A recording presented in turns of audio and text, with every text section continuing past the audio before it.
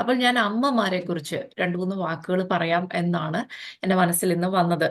ആ, ദൈവവചനത്തിൽ ബൈബിളിൽ നിന്ന് മക്കൾക്ക് വേണ്ടി പോരാടി യുദ്ധം ചെയ്ത ചില അമ്മമാരെ നിങ്ങളുടെ മുൻപിൽ വെക്കാൻ ആഗ്രഹിക്കുകയാണ്. നമ്മൾ ഒരു വിശ്വാസ ജീവിതം എന്ന് പറയുമ്പോൾ ഒരു സ്മൂത്ത് ലൈഫ് അല്ലല്ലോ, അല്ലെ? ക്രിസ്തുവിൽ നമ്മൾ ആയി കഴിഞ്ഞാൽ പിന്നെ നമ്മളുടെ ജീവിതത്തിൽ എപ്പോഴും ഒരു പോരാട്ടമുണ്ട്. നമ്മളുടെ പോരാട്ടം ജഡരക്തങ്ങളോട് അല്ല. പോരാട്ടം എപ്പോഴും ഉണ്ട്.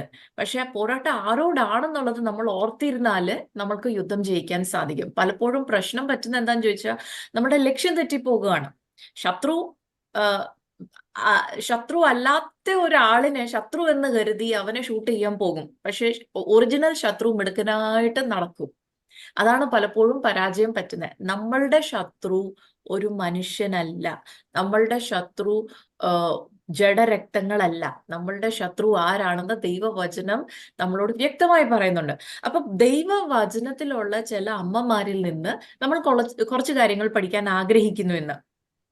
ഒരു കാര്യം, അപ്പോൾ ഈ അമ്മ എന്ന് പറയുമ്പോൾ ദൈവം ഒരു അമ്മേനെ ആക്കി തീർക്കുന്നത് ജസ്റ്റ് ഫുഡ് ഉണ്ടാക്കി കൊടുക്കുക, മക്കൾക്ക് മക്കളുടെ കരിയറിന്റെ കാര്യം പ്രാർത്ഥിക്കുക, അല്ലെ അങ്ങനെ എന്തുവാ പഠിപ്പിക്കുന്ന കാര്യം പിള്ളേരെ പഠിപ്പിക്കുക, അതല്ല. പോരാട്ടമുണ്ട്.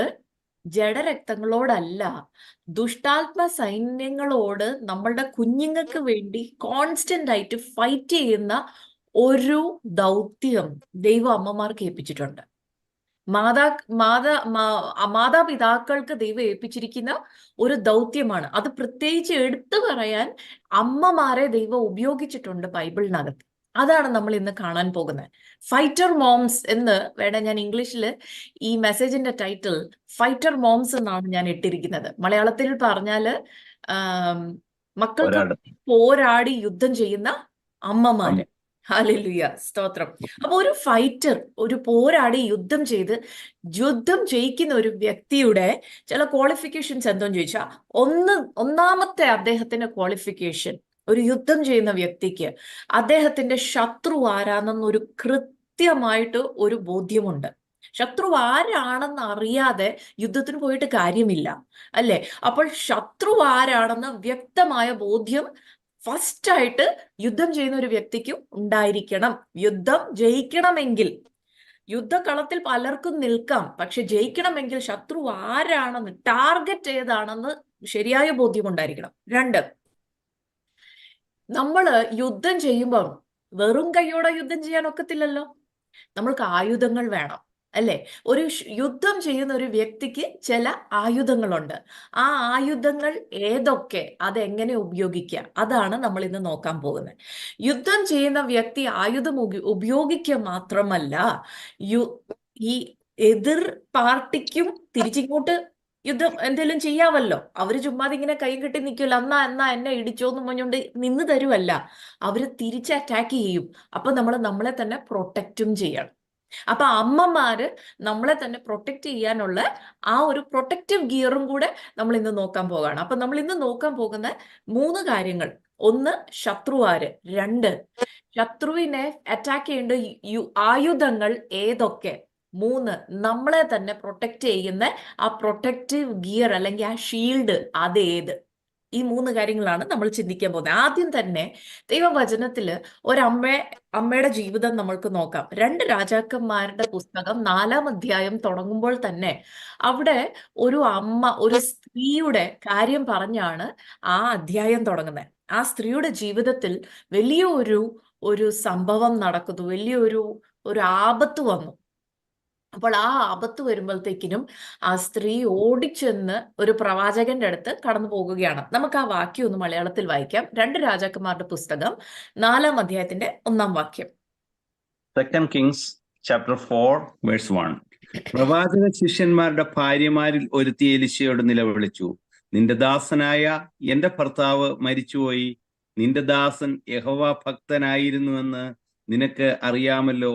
ഇപ്പോൾ കടക്കാരൻ എന്റെ 2 മക്കളെ പിടിച്ച് അടിമകളാക്കുവാൻ വന്നിരിക്കുന്നു എന്ന് പറഞ്ഞു.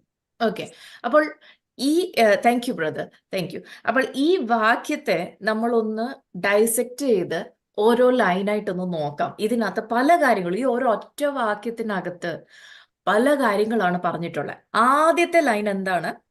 The wife of a man from the company of the prophets. ഈ സ്ത്രീ ആരാണെന്ന് പറയുന്നുണ്ട്. ആദ്യത്തെ ലൈനിൽ ആ സ്ത്രീയുടെ ഇൻട്രൊഡക്ഷൻ ആരാണോ? പ്രവാചക ശിഷ്യന്മാരുടെ ഭാര്യമാരിൽ ഒരുത്തി. ആ അപ്പോൾ ഈ പ്രവാചക ശിഷ്യന്മാരെന്ന് പറയുന്ന ഒരു ഗ്രൂപ്പ് ഉണ്ടായിരുന്നു അന്നത്തെ കാലത്ത്.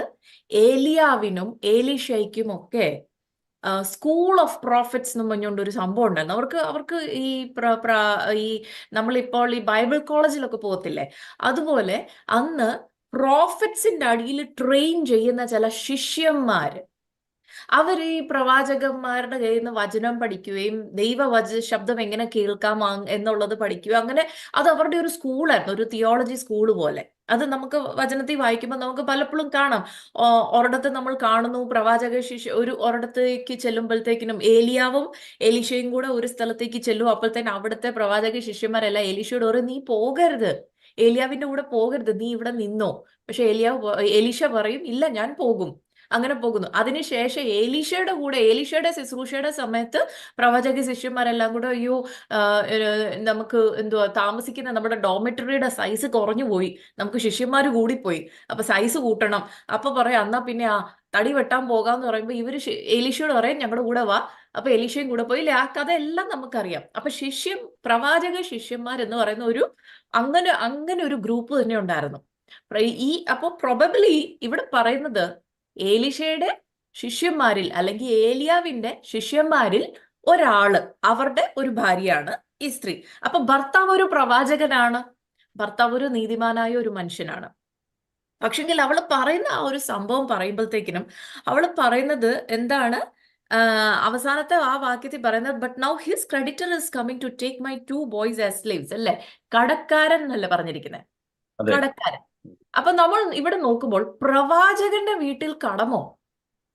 അത് നടക്കുവോ? ഇല്ലേ? നമ്മൾ പലപ്പോഴും ചിന്തിക്കും, ഓ ദൈവമൈതലിന്റെ വീട്ടിൽ സാമ്പത്തിക ബുദ്ധിമുട്ട് അല്ല ഞെരുക്കങ്ങളൊന്നും വരാൻ പാടില്ല, ദൈവം നമ്മളെ സമൃദ്ധിയായി നടത്തും. പക്ഷെ ദാ ഇവിടെ ഒരു പ്രവാചകന്റെ വീട്ടിൽ കടം കയറി, ഒന്നുമില്ല, വീട്ടിലെ എല്ലാ സാധനവും വിറ്റു. ഇപ്പൊ ദാ കടക്കാരൻ 2 ആൺകുട്ടികളെ സ്ലേവ്സ് ആയിട്ട് കൊണ്ടുപോകാനായിട്ട് വരികയാണ്. അപ്പൊ വാർണിംഗ് കിട്ടി, ഞാൻ നാളെ നിന്റെ പിള്ളേരെ എടുത്തുകൊണ്ട് പോകും എന്നൊരു മെസ്സേജ് കിട്ടിയ ഉടനെ ആ ലെറ്ററുമായിട്ട് എലീശയുടെ അടുത്ത് ഓടി വരിക. ദേ ഇങ്ങനെ സംഭവിച്ചു.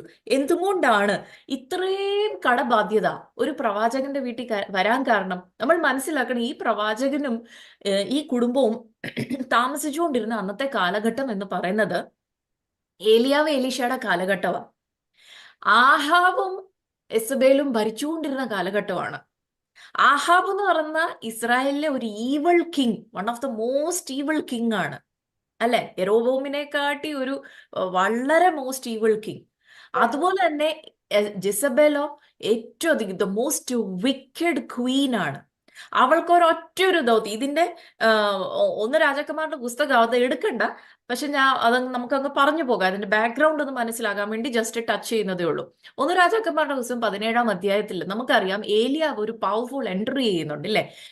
ആഹാബും ജെസബേലും അവരുടെ മെഹലിനകത്ത്, അവരുടെ ആ പാലസിനകത്ത് ഇങ്ങനെ ഇരിക്കുമ്പോഴത്തേന് ഡയറക്റ്റ് ആയിട്ട് കയറി രാജാവിന്റെ കൊട്ടാരത്തിനകത്തേക്ക് കയറി, ഞാൻ പറഞ്ഞിട്ടല്ലാതെ ഈ ദേശത്ത് മഞ്ഞോ മഴയോ പെയ്യത്തില്ല എന്ന് യാതൊരു ഇൻട്രൊഡക്ഷനും ഏലിയാവിനെ കുറിച്ച് ഇല്ലാതെ ഏലിയാവ് കയറി ചെന്ന് കൽപ്പിക്കുന്നു. മഞ്ഞും മഴയും നിന്നുപോയി. പക്ഷെങ്കിൽ അവിടെ യെസബേലിന് അതോടുകൂടി ദൈവമക്കളോട് ഉള്ള ആ വൈരാഗ്യവും ദേഷ്യവും വർദ്ധിച്ചു. അതിന്റെ 18-ാം അധ്യായം എത്തുമ്പോഴത്തേക്കിനും അവൾ എന്താ ചെയ്യുന്നതെന്നറിയോ? ഉള്ള ദൈവത്തിന്റെ പ്രവാചകന്മാരെല്ലാരെയും അതിൻ്റെ അകത്ത്, ഓക്കെ നമുക്കൊന്ന് വേഗത്തിലൊന്ന് പോകാം. അതിന്റെ 1 രാജാക്കന്മാരുടെ പുസ്തകം അതിന്റെ 18-ാം അധ്യായത്തില് ഈ ഏലിയാവിനോട് ദൈവം പറയുന്നുണ്ട്, ഈ 3 വർഷം കഴിയുമ്പോൾ നീ അങ്ങ് തിരിച്ചു പോയിക്കൊള്ളാൻ പറയും, അല്ലേ? ഇത് നമ്മുടെ പ്രസംഗത്തിന്റെ ഭാഗമല്ല, നമ്മുടെ ഇന്നത്തെ വിഷയത്തിന്റെ ഭാഗമല്ല, പക്ഷെ ബാക്ക്ഗ്രൗണ്ട് ഒന്ന് മനസ്സിലാക്കാൻ വേണ്ടിയാണ്. അപ്പോൾ ഏലിയാവ് സാറെഫാത്ത് എന്ന് പറയുന്നത് സീദോനില. ശരിക്കും പറഞ്ഞാൽ ഈ ജെസബേലിന്റെ നാടാണ് സീദോൻ. അപ്പൊ ഈ 18-ാം അധ്യായത്തിൽ ഏലിയാവ് തിരിച്ചു വരുമ്പോൾ അവിടെ ഒരു മനുഷ്യനെ കണ്ടുമുട്ടുകയാണ്. പാലസ് അഡ്മിനിസ്ട്രേറ്റർ എന്നാണ് എഴുതി വെച്ചിരിക്കുന്നത്. 4-ാം വാക്യത്തിൽ അദ്ദേഹത്തിന്റെ പേര് ഒബദ്യാവാണ്. അപ്പൊ ഈ ഒബദ്യാവിനോട് കണ്ട ഒബദ്യാവിനോട് പറയാം, പോയി ആഹാബിനോട് പറ ഞാൻ അങ്ങോട്ട് വരുന്നുണ്ട്. അപ്പൊ ഒബദ്യാവ് പറയോ, എന്നെ അങ്ങോട്ട് വിടല്ലേ, കാരണം എന്തെന്നറിയോ, ദൈവഭയമുള്ള എല്ലാ മനുഷ്യരെയും വെട്ട് കൊന്ന് നശിപ്പിച്ചുകൊണ്ടിരിക്കുകയാണ് ഈ സ്ത്രീ. നിങ്ങളെ ആണെങ്കിൽ ഏലിയാവേ, നിങ്ങളെ അന്വേഷിക്കാനുള്ള സ്ഥലമില്ല. അടുത്തുള്ള എല്ലാ രാജ്യങ്ങളിലും അന്വേഷിച്ചു. എന്ത് രസകരമായ ഒരു കാര്യമാണെന്നുണ്ടോ, അടുത്തുള്ള എല്ലാ രാജ്യങ്ങളിലും ഈ സ്ത്രീ അന്വേഷിച്ചു, പക്ഷെ സ്വന്തം നാട്ടിൽ അന്വേഷിച്ചില്ല. അവൾ ഓർത്തില്ല എന്റെ നാട്ടിൽ പോയി താമസിക്കാൻ ഇദ്ദേഹത്തിന് ധൈര്യം ഉണ്ടെന്ന്. പക്ഷെ ദൈവം അങ്ങനെയാ, ശത്രുക്കളുടെ മുൻപിൽ മേശ ഒരുക്കുന്ന വെച്ചാൽ ശത്രുവിന്റെ വീട്ടിനകത്താ പലപ്പോഴും മേശ ഒരുക്കുന്നത്. ശത്രു പ്രതീക്ഷിക്കുന്നില്ല. ഈ സ്ത്രീ പ്രതീക്ഷിച്ചില്ല. 3 വർഷം എല്ലായിടത്തും തിരയുക, ഏലിയാവുണ്ടോ ഏലിയാവുണ്ടോ ഏലിയാവുണ്ടോ. ഏലിയാവിനെ കണ്ടില്ലെങ്കിൽ കാണുന്ന പ്രവാചകനെ പിടിച്ച് ജയിലിലിടുക, അല്ലെങ്കിൽ കൊല്ലുക. അങ്ങനെ ഉപദ്രവിച്ചുകൊണ്ടിരുന്ന കാലത്ത് ഈ ഒബദ്യാവ് ദൈവത്തിന്റെ പ്രവാചകന്മാരായിരിക്കുന്ന 100 പേരെ സൂക്ഷിച്ചു. ഈ ഈ ജസബേൽ കൊല്ലാതെ സൂക്ഷിച്ചു. 50 പേരെ ഒരു ഗുഹയ്ക്കകത്തും 50 പേരെ വേറെ ഗുഹയ്ക്കകത്തും. അങ്ങനെ സൂക്ഷിച്ച കൂട്ടത്തിൽ ജീവനും കൊണ്ട് രക്ഷപ്പെട്ട ഒരു വ്യക്തിയാകാം ഈ പറയുന്ന പ്രവാചക ശിഷ്യൻ. കാരണം മക്കൾക്ക് വേണ്ടിയോ കുടുംബത്തിന് വേണ്ടിയോ കരുതാനുള്ള ഒരു അവസരം കിട്ടിയില്ല. ഒന്നും ചെയ്യാനുള്ള ഒരു സാഹചര്യം മൂലം, അല്ലെ ശത്രുവിന്റെ ഉപദ്രവം മൂലം വീട്ടിൽ കയറി വന്ന ദാരിദ്ര്യം ആകാം. അല്ലെങ്കിൽ ഒരു പ്രവാചകന്റെ വീട്ടിൽ എങ്ങനെ ഇത്രയും ദരിദ്രം, എന്തായാലും അങ്ങനെ ഒരു ദാരിദ്ര്യം വന്നു. അതിനെ ഒന്ന് ഒന്ന് ഒന്ന് ഒന്ന് ശരിയാക്കുക. അത് കാരണം ഈ സ്ത്രീക്ക് എന്തായി, പല ക്രെഡിറ്റേഴ്സ്, എന്താ വായ്പ വാങ്ങേണ്ടിയ ആവശ്യം വന്നു. മക്കളെ സ്കൂളിൽ വിടണമല്ലോ, കഴിപ്പിക്കണമല്ലോ, ഫുഡൊക്കെ കൊടുക്കണമല്ലോ. ഏതായാലും എന്ത് പറ്റി, അതൊക്കെ ഒന്ന് നിരപ്പ് പ്രാപിച്ച് അതൊക്കെ ഒന്ന് റിട്ടേൺ ചെയ്യുന്നതിന് മുമ്പ് പെട്ടെന്ന് എന്തോ സംഭവിച്ചു. ഈ മനുഷ്യൻ മരിച്ചുപോയി. ജസബേൽ കൊന്നതല്ല. ജസബേൽ കൊന്നതായിരുന്നെങ്കിൽ ജസബേൽ കൊന്നു എന്ന് എഴുതിയിരുന്നേനെ. മരിച്ചു പോയി എന്ന് എഴുതിയിരിക്കുന്നത്. അപ്പൊ എന്തോ അസുഖം വന്ന് അതിന് ശേഷം മരിച്ചതാ. അപ്പോൾ അങ്ങനെയാണെങ്കിൽ അങ്ങനെ വലിയൊരു കടബാധ്യത. പ്രശ്നം എന്താണ്, ഈ കടക്കാരനെ നമുക്ക് കുറ്റം പറയാൻ പറ്റുമോ? ഇല്ല.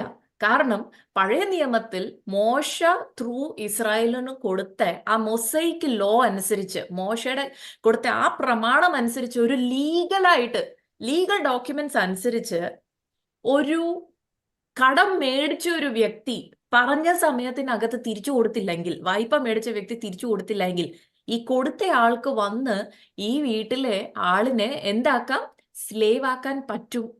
അതിന്റെ എക്സോഡസിന്റെ പുസ്തകം 21, പുറപ്പാട് പുസ്തകം 21-ന്റെ 2-ാം വാക്യത്തിൽ അവിടെ പറയുന്നുണ്ട്, 7 വർഷത്തോളമേ, 7 വർഷത്തോളം ബോണ്ട് സ്ലേവ്സ് ആയിട്ട് വെക്കാൻ നോക്കൂ. 7 വർഷം കഴിയുമ്പോൾ അങ്ങ്.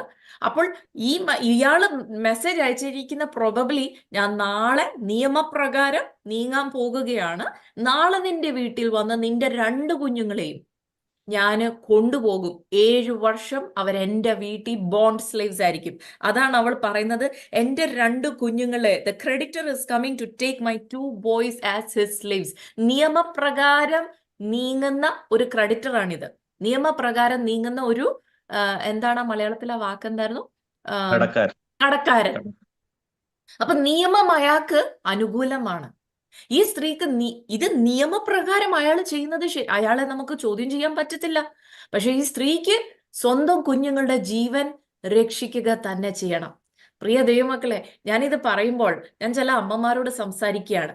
നിയമപ്രകാരം നമ്മളുടെ കയ്യിൽ നിന്ന് വന്ന ചില അബദ്ധങ്ങൾ, സമയത്ത് കരുതാത്തതാൽ, അല്ലെ സമയത്ത് പ്രാർത്ഥിക്കാഞ്ഞതിനാൽ, സമയത്ത് ഉപവസിക്കാഞ്ഞതിനാൽ, അല്ലെ ഒരു കാലത്ത് നമ്മളുടെ വായിൽ നിന്ന് വന്ന ചില തെറ്റുകളാൽ, അല്ലെ നമ്മൾ ചെയ്ത ചില പ്രവൃത്തികളാൽ ഈ കടക്കാരന് നമ്മൾ ചില ലീഗൽ റൈറ്റ്സ് അറിയാതെ കൊടുത്തുപോയി. ഈ മനുഷ്യൻ അറിഞ്ഞുകൊണ്ട് ചെയ്തതായിരിക്കത്തില്ല ഒരിക്കലും. എന്റെ കുഞ്ഞുങ്ങളും എന്റെ ഭാര്യയും കടം വന്ന് നശിക്കണം എന്ന് ഒരിക്കലും ഒരു അപ്പൻ ചിന്തിക്കത്തില്ല. അറിയാതെ സംഭവിച്ചു പോയി, സാഹചര്യങ്ങൾ അങ്ങനെ ആയിപ്പോയി.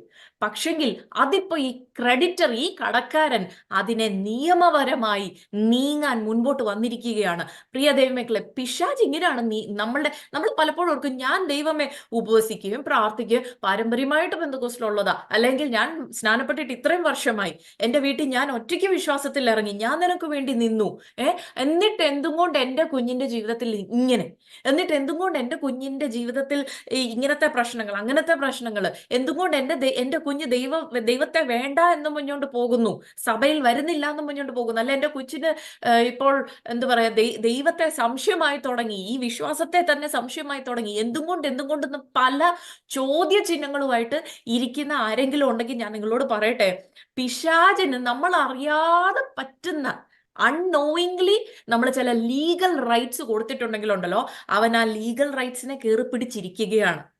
അതിനെ നേരിടാൻ കാരണം അത് ലീഗലി അവന് റൈറ്റ് ഉണ്ട്. അവന് നമ്മുടെ വീട്ടിൽ കയറി അറ്റാക്ക് ചെയ്യാനുള്ള റൈറ്റ് ഓൾറെഡി നമ്മൾ കൊടുത്തു. അതുകൊണ്ടാണ് പലപ്പോഴും പോപ്പിശാജെ എന്ന് പറഞ്ഞ അവൻ പോകാത്ത. അവൻ പറയും, എടോ എനിക്ക് റൈറ്റ് ഉണ്ട്, നീ എഴുതി തന്ന റൈറ്റാണിത്, ഇത് എന്റെ അവകാശമാ, ഇന്ന ദിവസം ഇത്രാം തീയതി ഇന്ന സമയത്ത് നീ ചെയ്ത ആ പ്രവൃത്തി എനിക്ക് തന്ന റൈറ്റ് ആയിരുന്നു, അതുകൊണ്ട് ഞാൻ ഇവിടുന്ന് പോകത്തില്ല, അല്ല ഞാൻ നിന്റെ ഈ വീട്ടിൽ, അല്ല നിന്റെ വീട്ടിലെ ഇന്ന ആളിന്റെ ജീവിതത്തിൽ എനിക്ക് കിട്ടിയ അവകാശം നീ എത്ര പ്രാർത്ഥിച്ചാലും ആ ആളിന്റെ ജീവിതത്തിൽ ഞാൻ പ്രവർത്തിച്ചുകൊണ്ടേയിരിക്കും, അവന്റെ ജീവിതം ഞാൻ തകർത്തുകൊണ്ടിരിക്കും. അങ്ങനെ വെല്ലുവിളിക്കുന്ന ഒരു അവസ്ഥയാണ് പ്രിയ ദൈവമക്കളെ. ഇത് പഴയ നിയമത്തിൽ നമ്മൾ നോക്കുമ്പോൾ ഒരു സ്ത്രീയുടെ കഥ അങ്ങനെയല്ല. പുതിയ നിയമത്തിൽ ദൈവസഭയും പഴയ നിയമത്തിലെ ഇസ്രായേലും ഒരുപോലെയാണ്. അപ്പൊ നമ്മൾ മനസ്സിലാക്കണം, നമ്മുടെ ശത്രു ഒരു കടക്കാരൻ എന്ന് പറയുന്നത് നമ്മുടെ ശത്രു ഒരു മനുഷ്യനല്ല, ഈ ദുഷ്ടപിശാചാണ്. അവൻ നമ്മുടെ കുഞ്ഞുങ്ങളുടെ മേളിൽ അവന്റെ ലീഗൽ റൈറ്റ്സുമായിട്ട് വരുമ്പോൾ ഈ സ്ത്രീ ചെയ്ത പ്രവൃത്തി വേണം നമ്മൾ ചെയ്യാൻ. ഈ സ്ത്രീ എന്താണ് ചെയ്യുന്നത്? അവൾ ഈ പ്രശ്നമായിട്ട് ആ കടക്കാരൻ കൊണ്ടുവന്ന ആ ലെറ്ററും ഒക്കെ ആയിട്ട്, ആ നിയമപരമായ പേപ്പറും ഒക്കെ ആയിട്ട് യജമാനനെ എന്ന് പറഞ്ഞുകൊണ്ട് വന്ന് കരയുകയാണ്. ആ വാക്യം ഒന്നുകൂടെ ഒന്ന് വായിച്ചേ, ആ സ്ത്രീയുടെ ആ കരച്ചിൽ, അവളുടെ വായിന്ന് വരുന്ന വാക്കുകൾ.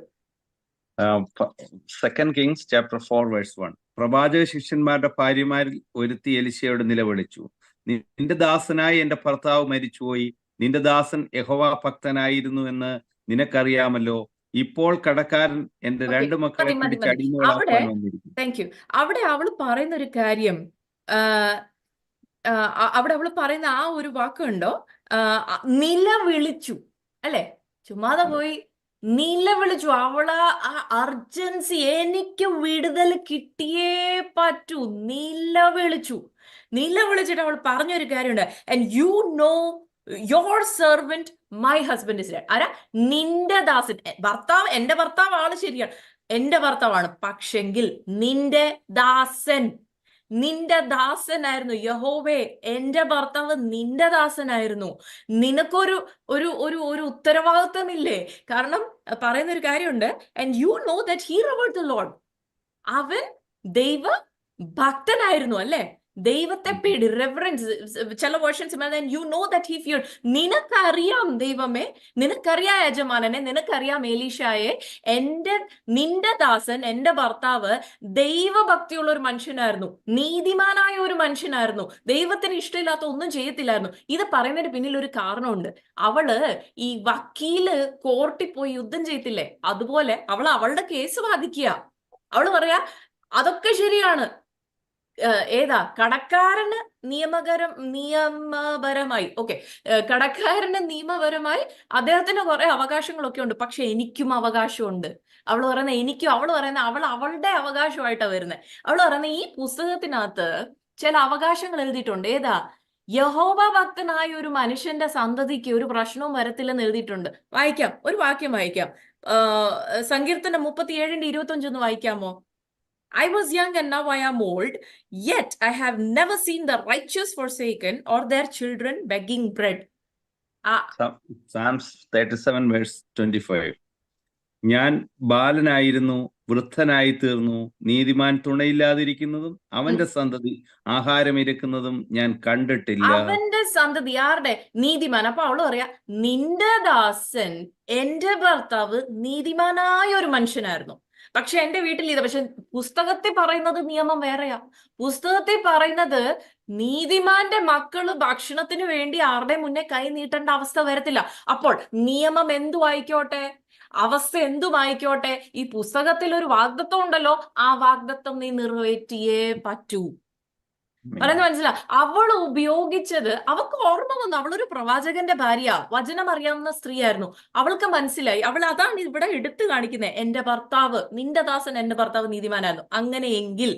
അങ്ങനെയെങ്കിൽ എനിക്കൊരു അവകാശമുണ്ട്, അങ്ങനെയെങ്കിൽ എനിക്കൊരു വാഗ്ദത്വം ഉണ്ട്. ആ വാഗ്ദത്വം, നിയമം എനിക്ക് എതിരായിക്കോട്ടെ, ഡോക്ടറുടെ റിപ്പോർട്ട് എനിക്ക് എതിരായിക്കോട്ടെ, സാഹചര്യം എനിക്ക് എതിരായിക്കോട്ടെ, കുഞ്ഞുങ്ങളുടെ സ്വഭാവം കണ്ടിട്ട് യാതൊരു ഹോപ്പുമില്ല, പക്ഷെങ്കിൽ ഈ വചനത്തിൽ പറയുന്ന വാഗ്ദത്വം ഉണ്ടല്ലോ, അതെനിക്ക് മുറുകെ പിടിക്കാം.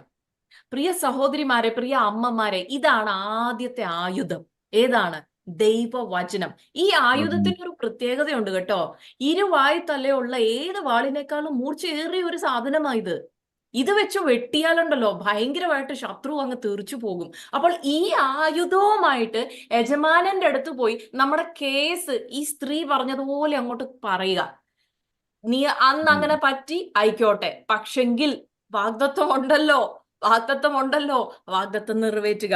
അപ്പോൾ അങ്ങനെ അവൾ പറയുന്ന പല കാര്യങ്ങൾ, സങ്കീർത്തനം 112 1 2 പറയുന്നത്, praise the Lord, blessed are those who fear the Lord. ഇവിടെ അവള് പറയുന്നത്, നിന്റെ ദാസൻ എന്റെ ഭർത്താവ് ആരായിരുന്നു? യഹോവ ഭയമുള്ള, യഹോവ ഭക്തിയുള്ള. അപ്പൊ ഈ വാക്യത്തിൽ പറയുന്നത്, ആ വാക്യം ഒന്ന് വായിക്കാം വേഗത്തിൽ. 112 1 2. സാംസ് 112 വേഴ്സ് 1 to 2. യഹോവയെ സ്തുതിപ്പീൻ, യഹോവയെ ഭയപ്പെട്ട് അവന്റെ വഴികൾ നടക്കുന്ന ഏറ്റവും ഇഷ്ടപ്പെടുന്ന മനുഷ്യൻ ഭാഗ്യവാൻ. അവന്റെ സന്തതി ഭൂമിയിൽ ബലപ്പെട്ടിരിക്കും. നേരുള്ളവരുടെ തലമുറ അനുഗ്രഹിക്കപ്പെടും. നേരുള്ളവരുടെ തലമുറ അനുഗ്രഹിക്കപ്പെടും. അവള് പറയും, എന്റെ ഭർത്താവ് നേരുള്ള മനുഷ്യനായിരുന്നു, യഹോവയെ ഭയപ്പെട്ട് യഹോവയെ സ്തുതിക്കുന്ന മനുഷ്യനായിരുന്നു. അങ്ങനെ ഉണ്ടെങ്കിൽ ഇത് എന്റെ കുഞ്ഞുങ്ങളുടെ ഭാവിയല്ല, ഇതിങ്ങനെ നടക്കാൻ പാടില്ല. അപ്പോൾ ഇങ്ങനെ വചനം എടുത്ത ദൈവസന്നിധിയിൽ നമ്മൾ പോയി യുദ്ധം ചെയ്താൽ നമ്മൾക്ക് വേണ്ടി ദൈവം പ്രവർത്തിക്കുക തന്നെ ചെയ്യും. സാഹചര്യം എത്ര ഡിഫറെന്റ് ആയാലും, എത്ര പ്രതികൂലമായാലും. സോ നമ്പർ 1 ആയുധം എന്ന് പറയുന്നത് ഏതാണ്? ഈ ദൈവവചനം. ഇരുവായ തലയുള്ള ഏത് വാളിനേക്കാളും മൂർച്ചയേറിയുള്ള ആയുധവുമായിട്ട് ദൈവസന്നിധിയിൽ ചെന്ന് ആ ആയുധം കൊണ്ട് നമ്മൾ ആത്മാവിൽ വെട്ടാൻ തുടങ്ങുമ്പോൾ നമുക്ക് വിജയം ലഭിക്കും. രണ്ടാമത്തെ ആയുധവും കൂടെ നിങ്ങളുടെ മുൻപിൽ ഞാൻ വെക്കാൻ ആഗ്രഹിക്കുകയാണ്. അപ്പോൾ ഇവൾ ഈ ആദ്യത്തെ ആയുധവുമായിട്ട് ഏലീഷയുടെ അടുത്തോട്ട് പോയി. അപ്പൊ ഏലീഷ അവളോട് ചോദിക്കാം, നിന്റെ കയ്യിൽ വേറെ ആയുധം വല്ലതും ഉണ്ടോ? അതിന്റെ രണ്ടാം വാക്യം ഒന്ന് വായിക്കാം. Chapter 4 verse 2. ഏലീശ അവളോട്, ഞാൻ നിനക്ക് വേണ്ടി എന്ത് ചെയ്യണം? പറക, വീട്ടിൽ നിനക്ക് എന്തുള്ളൂ എന്ന് ചോദിച്ചു. ഒരു ഭരണി എണ്ണയല്ലാതെ അടിയന്റെ വീട്ടിൽ മറ്റൊന്നും ഇല്ല എന്ന് അവൾ പറഞ്ഞു.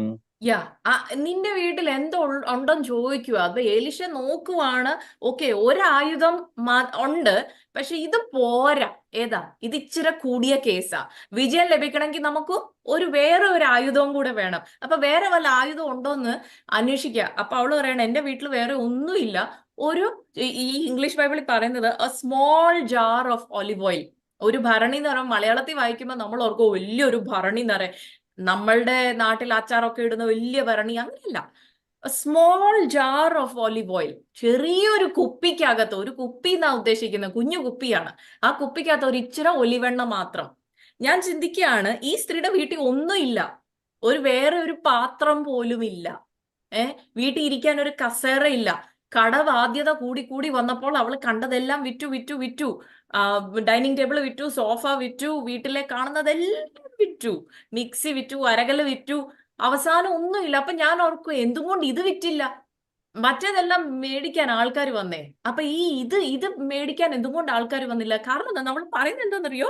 ഒരു ചെറിയ ഒരു കുപ്പിക്കകത്ത് small jar of olive oil. എന്തുകൊണ്ടാണ് ഈ കുഞ്ഞു കുപ്പി ഒലിവെണ്ണ ഇവളുടെ വീട്ടിൽ ആർക്കും വേണ്ടാത്തത്? ഇത് മാത്രം. കാരണം എന്താണെന്നറിയോ? ഇവളുടെ ഭർത്താവ് ആരാന്നാ പറഞ്ഞേ? ഒരു പ്രവാചകനായിരുന്നു. ഈ അന്നത്തെ കാലത്ത് പ്രവാചകന്മാർ എവിടെ പോയാലും ഒരു കുഞ്ഞു കുപ്പി ഒലിവെണ്ണയായിട്ട് പോകും. ആ എണ്ണ സാധാരണ എണ്ണയല്ലായിരുന്നു, അത് അഭിഷേക തൈലമായിരുന്നു. അഭിഷേക തൈലം, അഭിഷേകം ചെയ്ത് പ്രാർത്ഥിക്കാൻ വേണ്ടിയുള്ള തൈലം. ആൾക്കാർ നോക്കുമ്പോൾ അത് ഞങ്ങൾക്ക് എന്ത് പ്രയോജനം? ഞങ്ങൾ പ്രവാചകന്മാരല്ലല്ലോ, ഞങ്ങൾക്ക് അത് ഉപയോഗിക്കാൻ പറ്റത്തില്ല, അതുകൊണ്ട് ഞങ്ങൾക്ക് അത് വേണ്ട. ആരും ഈ സാധനം മേടിക്കാൻ മാത്രം കസ്റ്റമേഴ്സ് ആരും ഇല്ല. ബാക്കി എല്ലാ ആൾക്കാരും മേടിച്ചുകൊണ്ട് പോയി. കാരണം എന്താണെന്ന് ചോദിച്ചാൽ ഇത് അഭിഷേക തൈലമാണ്, അതുകൊണ്ട് ഇത് മാത്രം അവിടെ ഇരുന്നു. പ്രവാചകൻ ഏലീശ അത് കേട്ട ഉടനെ പറഞ്ഞ എന്താണെന്നറിയോ? 3-ാം വാക്യം വേഗത്തിൽ വായിക്കാം. 2 Kings chapter 4 verse 3. അതിനെ അവൻ, നീ ചെന്ന് നിന്റെ അയൽക്കാരോടൊക്കെയും വെറും പാത്രങ്ങൾ വായ്പ വാങ്ങുക, പാത്രങ്ങൾ കുറവായിരിക്കരുത്. പിന്നെ നീയും നിന്റെ മക്കളും അകത്ത് കയറി വാതിലടച്ച് പാത്രങ്ങളിലൊക്കെയും പകർന്ന് നിറഞ്ഞത് ഒരു ഭാഗത്ത് മാറ്റിവെക്കുക എന്ന് പറഞ്ഞു. അമേൻ. സി, ഏലീശ പറയാ, അയ്യോ നീ അത് മാത്രമേ ഉള്ളെന്നോർത്ത് വിഷമിക്കണ്ട, അത് മതി. ഏതാ? ആ അഭിഷേക തൈലം ഉണ്ടല്ലോ, അതാണ് നിന്റെ രണ്ടാമത്തെ ആയുധം. ആദ്യത്തെ ആയുധം ഏതാണെന്ന് നിനക്ക് ഉപയോഗിക്കാൻ അറിയാം. വചനത്തിലുള്ള വാഗ്ദത്തം വിളിച്ചു പറയാം, അത് ഓൾറെഡി നിനക്ക് ഉപയോഗിക്കാൻ അറിയാം. പക്ഷെ ഒരു ആയുധം കൂടെ വേണം. ആ അഭിഷേക തൈലം ഉപയോഗിക്കണം. നിന്റെ മേലുള്ള അഭിഷേകം നീ ഉപയോഗിക്കണം. എലീശ പറയാ, അത് മതി, അത് മതി. നീ എന്താ ചെയ്യുക? അടുത്തുള്ള നെയ്ബേഴ്സിന്റെ എല്ലാം കയ്യിൽ നിന്ന് ഈ ഖാലി എംറ്റി വെസൽസ് അല്ലെ, collect borrow എംറ്റി vessels from her neighbours. ദൈവമക്കളെ, ദൈവസന്നിധിയിൽ ഒരു നിറഞ്ഞ പാത്രമായിട്ട് വന്നിട്ട് യാതൊരു കാര്യമില്ല. നിറഞ്ഞ ഒരു പാത്രമായിട്ട് നമ്മൾ 40 ദിവസം ഉപവാസം ഇരുന്നാലും ഒരു എഫക്റ്റും ഇല്ല. ദൈവസന്നിധിയിൽ നിന്ന് പ്രാപിക്കണമെങ്കിൽ എംറ്റി വെസലായിട്ട് തന്നെ. അപ്പൊ എലീശ പറയണ എംറ്റി വെസൽ വേണം കളക്ട് ചെയ്യാൻ. എംറ്റി വെസൽസ് എല്ലാം കളക്ട് ചെയ്ത് നീയും നിന്റെ രണ്ട് മക്കളും കൂടെ, അല്ലില്ല, മക്കളെ കൂടെ ഈ പ്രോസസ്സിൽ ഇൻവോൾവ് ചെയ്യണം. ആത്മീയ യുദ്ധത്തിൽ മക്കളെ കൂടെ ഇൻവോൾവ് ചെയ്യണം. അങ്ങനെ എല്ലാരും കൂടെ അതിനെ കളക്ട് ചെയ്ത് എന്നിട്ട് എന്താണ് പറയാ, മുറിക്കകത്ത് കയറി, then go inside and shut the door behind you and your sons. ഈ മുറിക്കകത്ത് കയറി കതവ് അടയ്ക്കാൻ പറഞ്ഞ വേറെ ഒരാളും കൂടെ ഉണ്ട്. ആരാന്ന് ഓർമ്മയുണ്ടോ? നമ്മുടെ കർത്താവായ യേശു ക്രിസ്തു.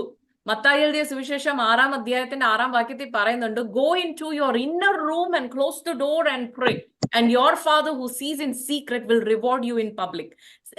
സീക്രറ്റിൽ കാണുന്ന നിങ്ങളുടെ അപ്പൻ നിങ്ങളെ പബ്ലിക്കായിട്ട് റിവാർഡ് ചെയ്യും. എപ്പോഴാ? അകത്ത് കയറി കഥ. പല കാര്യങ്ങളും പബ്ലിക്കലി വിളിച്ചു പറയേണ്ട ആവശ്യമില്ല. അകത്ത് കയറി മുട്ടയിലിരുന്ന് ഉത്തരം ലഭിക്കുമ്പോൾ മറ്റുള്ളവർ റിവാർഡ് പബ്ലിക്കലി ആണ്. സീക്രട്ടി റിവാർഡ് തരുന്ന ദൈവവചനം പറയുന്നില്ല. സീക്രട്ടി പ്രാർത്ഥിക്കുമ്പോൾ പബ്ലിക്കലി റിവാർഡ് കിട്ടും. അതാണ് ഇവിടെയും സംഭവിക്കുന്നത്. നീ അകത്ത് കയറി കതവടയ്ക്കണം. നീ അഭിഷേക തൈലം ഒഴിക്കുന്നത് ആരും കാണരുത്. പ്രിയ ദൈവമക്കളെ, നിന്റെ യുദ്ധം ഫൈറ്റ് ചെയ്യാനുള്ള ആ അഭിഷേകം നിന്റെ ഉള്ളിലുണ്ട്. എലീശ പറഞ്ഞില്ല, ഓക്കെ അതെല്ലാം കളക്ട് ചെയ്തു പോയി, ഞാൻ അങ്ങോട്ട് വന്നിട്ട് ഞാൻ ഒഴിച്ചു തരാം. നോ, നീയും നിന്റെ മക്കളും കൂടെ ഒഴിക്കണം. എന്റെ യുദ്ധം ഞാൻ ചെയ്യണം, നിങ്ങളുടെ യുദ്ധം നിങ്ങൾ ചെയ്യണം. അല്ലെ? നമ്മുടെ യുദ്ധത്തിന് വേണ്ടി നമ്മൾ പാസ്റ്ററിന്റെ അടുത്ത് പോയി പാസ്റ്ററെ കോൺട്രാക്ട് ഏൽപ്പിക്കുക, പാസ്റ്ററെ പ്രാർത്ഥിച്ചോണേ, എന്നിട്ട് പിന്നെ നമ്മൾ നമ്മുടെ പാട്ടിന് പോയിട്ട് കാര്യമില്ല. നമ്മളുടെ യുദ്ധം നമ്മൾ ഫൈറ്റ് ചെയ്യണം. അപ്പൊ ഇപ്പോൾ നമ്മുടെ കയ്യിലുള്ള 2 ആയുധങ്ങളാണ്. ഒന്ന്, വചനം എന്ന വാഗ്ദത്തം വിളിച്ചു പറയാ. 2, അഭിഷേക തൈലം. നമ്മളെല്ലാവരും പരിശുദ്ധാത്മാവിന്റെ അഭിഷേകം നമ്മുടെ മേലിലുണ്ട്. അപ്പൊ അഭിഷേക തൈലം ഉപയോഗിച്ച് നമ്മളുടെ യുദ്ധം ഫൈറ്റ് ചെയ്യുക. ഈ 2 ആയുധം മെയിൻ ആയിട്ട് നമ്മൾ ഉപയോഗിക്കാൻ പഠിച്ചാൽ വിജയമാ, പിന്നെ വിജയമാ. ഹല്ലേലൂയ, സ്തോത്രം. അപ്പോൾ അങ്ങനെ അവിടെ പിന്നെ ഒരു കാര്യം കൂടെ ഞാൻ ഒന്ന് എടുത്തു കാണിച്ചിട്ട് നമുക്ക് അടുത്ത ആളുടെ സമയം വേഗത്തിൽ മുൻപോട്ട് പോകുന്നു. അവിടെ ഏലീശ പറയുന്ന ഒരു അഡ്വൈസ് ഉണ്ട്. അതിന്റെ 7-ാം വാക്യം ഒന്ന് വായിക്കാം. 2 Kings chapter 4 verse 7. അവൾ ചെന്ന് ദൈവപുരുഷനോട് വസ്തുത അറിയിച്ചു, നീ പോയി എണ്ണ വിറ്റ് കടം വീട്ടി ശേഷിപ്പുകൊണ്ട് നീയും മക്കളും ഉപജീവനം കഴിച്ചുകൊള്ളുക എന്ന് പറഞ്ഞു. ഇവിടെ ഏലീശ പറയുന്ന ശ്രദ്ധിച്ചോ? ഏലീശ പറയാണ്, ഓക്കെ, നിനക്ക് ഉള്ള പാത്രങ്ങളെല്ലാം നിറഞ്ഞു കഴിഞ്ഞപ്പോ എണ്ണയുടെ ഒഴുക്ക് നിന്നു. അപ്പോൾ എണ്ണയുടെ ഒഴുക്ക് നിന്നപ്പോൾ ഏലീശയുടെ അടുത്ത് ഇവള് പോയി പറഞ്ഞപ്പോ ഏലീശ പറഞ്ഞൊരു കാര്യമാണ്, നീ ഒരു കാര്യം ചെയ്യ്, go sell the oil and pay your debts. You and your sons can live on what is left. ഇതെല്ലാം വിറ്റിട്ട് കിട്ടുന്ന കാശും കൊണ്ട് ആദ്യം ചെയ്യേണ്ട കാര്യം എന്താണ്? കടം വീട്ടുക. ആദ്യം ചെയ്യേണ്ട കാര്യം കടം വീട്ടുക. ബാക്കി വരുന്നതും കൊണ്ട് നിനക്കും നിന്റെ മക്കൾക്കും ജീവിക്കാം. നമ്മളാണ് എന്ത് ചെയ്തേനെ? ആദ്യം വീട്ടിനകത്തെ പോയ സാധനങ്ങളെല്ലാം അങ്ങ് നിറയ്ക്കും. അല്ലെ? അയ്യോ, വീട്ടിൽ അത്യാവശ്യമായിട്ട് ഒരു മിക്സി വേണം, അല്ലെ? അത്യാവശ്യമായിട്ട് അയ്യോ ഇരിക്കാൻ ഒരു കസേറ പോലും ഇല്ല, കിടക്കാൻ ഒരു ബെഡില്ല, നടുവേദന എടുക്കും, എന്നാൽ അതെല്ലാം ആദ്യം ഒന്ന് മേടിക്കാം. ഒരു 3-4 മാസത്തേനുള്ള ഫുഡൊക്കെ ഒന്ന് മേടിച്ചൊന്ന് സ്റ്റോർ ചെയ്യാം. അതിനുശേഷം ബാക്കി വരുന്ന കടം വീട്ടാം. നോ, ഏലീശ പറഞ്ഞു, വിറ്റ് കിട്ടുന്ന കാശും കൊണ്ട് ഫസ്റ്റ് ചെയ്യേണ്ടത് കടം വീട്ടുക. ഒരൊറ്റ കടം പോലും ബാക്കി വരാൻ പാടില്ല. ബാക്കി വരുന്നത് മതി. ബാക്കി വരുന്നത് കൊണ്ട് നീയും നിന്റെ മക്കൾക്കും ജീവിക്കാനുള്ളത് കിട്ടും. പ്രിയ ദൈവമക്കളെ, നമുക്ക് തെറ്റുപറ്റുന്നത് ഇവിടെയാണ്. നമ്മൾ പലതും പ്രയോറിറ്റൈസ് ചെയ്യുന്നത് ശരിക്കല്ല. നമ്മൾ പലപ്പോഴും ശ്രദ്ധിക്കുന്നത് നമ്മുടെ കുഞ്ഞ് ജനിക്കുമ്പോൾ തന്നെ നമ്മൾ പ്ലാൻ ചെയ്യാൻ തുടങ്ങും. ഞങ്ങള് ചണ്ഡീഗഡിലായിരുന്ന സമയത്ത് നടന്ന സംഭവം ഉണ്ടാക്കി പറയല്ല, നടന്ന സംഭവമാണ്. ഞങ്ങളുടെ കുഞ്ഞിന്റെ പീഡിയാട്രീഷ്യൻ്റെ അടുത്ത് പോയപ്പോൾ പീഡിയാട്രീഷ്യൻ പറയാണ്, ആ, 1 വയസ്സുള്ള കൊച്ചിന് 1 വയസ്സായപ്പോൾ പീഡിയാട്രീഷ്യനോട് പേരൻസ് കാണാൻ വന്ന പേരൻസ് പറഞ്ഞു എന്ന്, ഈ കൊച്ചിന് വേണ്ടി ഞങ്ങൾ ഇന്ന സ്കൂളിൽ ഓൾറെഡി അഡ്മിഷൻ എടുത്തെന്ന്. കൊച്ചിന് 1 വയസ്സായതേ ഉള്ളൂ. കൊച്ചിനെ ഡോക്ടറിന്റെ അടുത്ത് ചെക്കപ്പിന് പോയപ്പോൾ ഡോക്ടറിനോട് ഓൾറെഡി അഡ്വാൻസ് കൊടുത്തു, ഡൊണേഷൻ. ഏതാ കൊച്ചു സ്കൂളിൽ കൊച്ചിനൊരു 4 വയസ്സാകുമ്പോഴത്തേന് ആ സ്കൂളിൽ കിൻഡർ ഗാർട്ടനിൽ അഡ്മിഷൻ കിട്ടണം എന്ന് പറഞ്ഞുകൊണ്ട്. സോ നമ്മള് പിള്ളേരുടെ ഭാവി, പിള്ളേരുടെ പഠിത്തം, പിള്ളേരുടെ കരിയർ, യുനോ നമ്മള് പിള്ളേരുടെ എല്ലാ ആക്ടിവിറ്റീസ്, ഇതൊക്കെ നമുക്ക് ഭയങ്കര പ്രയോറിറ്റിയാ. ഇതൊക്കെ നല്ലതാ. പക്ഷെ ചില കടങ്ങൾ കിടപ്പുണ്ടോ ഇല്ലയോ എന്ന് ആത്മമണ്ഡലത്തിൽ വിവേചിച്ചറിഞ്ഞ് അതിനെ ആദ്യം വെട്ടി മാറ്റണം. കാരണം അത് കിടക്കുന്നിടത്തോളം ഇത് എത്ര മുന്നോട്ട് പോയാലും ഈ കടക്കാരൻ വന്ന് കയറി പിടിക്കും. അതുകൊണ്ടാണ് എലീശ പറയുന്നത്, ആദ്യം നിന്റെ കടം വീട്ട്, അത് കഴിഞ്ഞിട്ട് ബാക്കിയൊക്കെ നോക്കിയാൽ മതി. നമ്മൾ ആത്മമണ്ഡലത്തിൽ നമുക്ക് ദൈവസന്നിധിയിൽ നിന്ന്, ദൈവമേ എനിക്ക് എൻ്റെ അപ്പനോ എൻ്റെ വല്യപ്പനോ എൻ്റെ കുഞ്ഞുങ്ങൾക്കോ വന്നുപോയ ഞങ്ങളുടെ വായിൽ നിന്ന് വന്ന വാക്കുകൾ, ഞങ്ങൾ ചെയ്ത പ്രവർത്തികൾ, എവിടെയും ഈ ദുഷ്ടപിശാചിന് ഞങ്ങൾ ഒരു വഴി ഒരുക്കി കൊടുത്തിട്ടുണ്ടെങ്കിൽ യേശുവിൻ്റെ നാമത്തിൽ അതിൻ്റെ മേൽ വിജയമെടുത്ത് വാഗ്ദത്തം കുഞ്ഞുങ്ങളുടെ മേളിൽ പറഞ്ഞ് അഭിഷേകം തൈലം ഒഴിച്ച് അതിന് മേൽ ജയമെടുത്ത് കഴിഞ്ഞിട്ട് പിന്നെ ബാക്കി കാര്യങ്ങളെല്ലാം ദൈവം പറയാം, അത് നടന്നോളും. അതാണ് പ്രയോറിറ്റി. നമുക്ക് പ്രയോറിറ്റി തെറ്റിപ്പോയി. ഒരു കാലത്തുണ്ടായിരുന്നു കേട്ടോ, ഒരു കാലത്ത് നല്ല പ്രയോറിറ്റി ഉണ്ടായിരുന്നു. അതിലേക്ക് നമുക്ക് വരാം. അടുത്ത ആളിനെ, അപ്പൊ ഞാൻ 2 ആയുധമാണ് ഇപ്പോൾ നിങ്ങളുടെ മുൻപിൽ വെച്ചത്. അടുത്ത ആളിനെ കാണിക്കാം. അപ്പോസ്തല പ്രവൃത്തി 7-ാം അധ്യായത്തിന്റെ 20-ാം വാക്യത്തിൽ ഒരു വാക്യമുണ്ട്. അവിടെ at that time Moses was born, അല്ലെ? ആ കാലത്ത് മോശ ജനിച്ചു. ആ കാലത്ത്, ഏത് കാലത്ത്?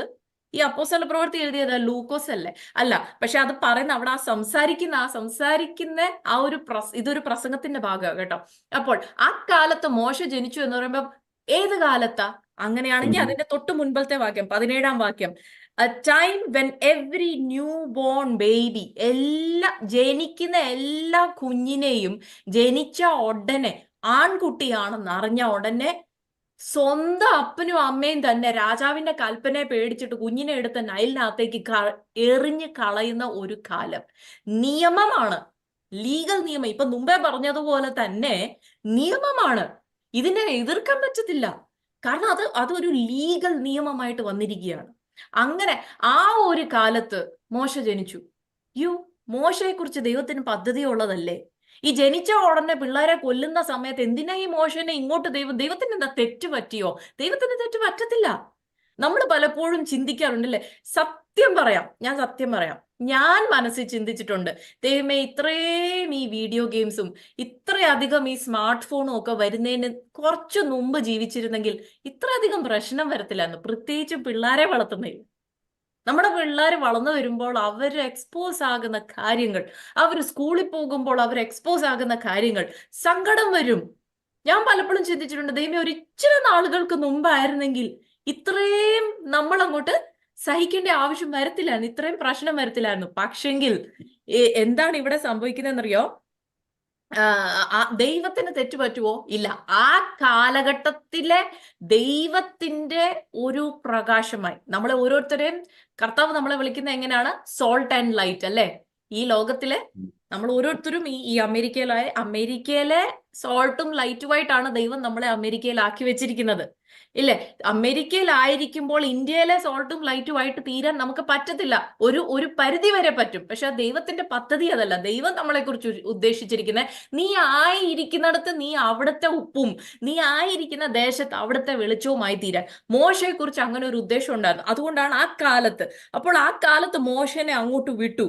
ആ കാലം ഏതെന്ന് പുറപ്പാട് പുസ്തകത്തിലാണ് അതിന്റെ ആ സീരിയസ്നെസ് നമുക്ക് മനസ്സിലാവുന്നത്. പുറപ്പാട് പുസ്തകം 1-ാം അധ്യായത്തിന്റെ 15-ാം വാക്യം തൊട്ട് 21-ാം വാക്യം വരെ നമ്മൾ വായിക്കുമ്പോൾ, ആ ഭാഗങ്ങൾ ഞാൻ വായിപ്പിക്കുന്നില്ല, പക്ഷെങ്കിൽ അതൊന്ന് 1-ാം അധ്യായത്തിലാണ് ഫറവോൻ ഒരു പദ്ധതി, അവിടെ മലയാളം ബൈബിള് ഉപായത്താൽ എന്നൊരു വാക്യമുണ്ട്. ഇംഗ്ലീഷ് ബൈബിള് ഈ ഉപായത്താൽ എന്നല്ല, അവന്റെ ഒരു സ്കീം എന്നാണ് പറഞ്ഞത്. ഇറ്റ്സ് ഇൻ എ സട്ടിൽ വേ. പബ്ലിക്കായിട്ട് എല്ലാ ഇസ്രായേൽ മക്കൾക്കും ഒന്നും ഇത് ഇവന്റെ ഒരു പദ്ധതിയാണെന്ന് ക്ലിക്ക് ആവത്തില്ലാത്ത ഒരു രീതിയിൽ ആത്മീയ കണ്ണുകളാൽ കാണാൻ കഴിയുന്നവർക്ക് മാത്രമേ ക്ലിക്ക് ആവത്തുള്ളൂ, എല്ലാവർക്കും ഒന്നും മനസ്സിലാവത്തില്ല. ആ ഒരു രീതിയിൽ ഇദ്ദേഹം കുറെ കാര്യങ്ങൾ ആദ്യം ശ്രമിച്ചു. ഏതാ ആ 1 അധ്യായത്തിന്റെ 15 തൊട്ട് 21 വരെ ആദ്യം ഈ മിഡ്വൈഫ്സ് ഉണ്ടല്ലോ, ക്ഷിപ്ര പൂവ അവരെയൊക്കെ വിളിച്ചിട്ട് അവരോട് പറഞ്ഞു, ദേ നിങ്ങളെ ഈ പ്രഗ്നന്റ് ആയ സ്ത്രീകളെ നിങ്ങളൊന്ന് ശ്രദ്ധിക്കണം.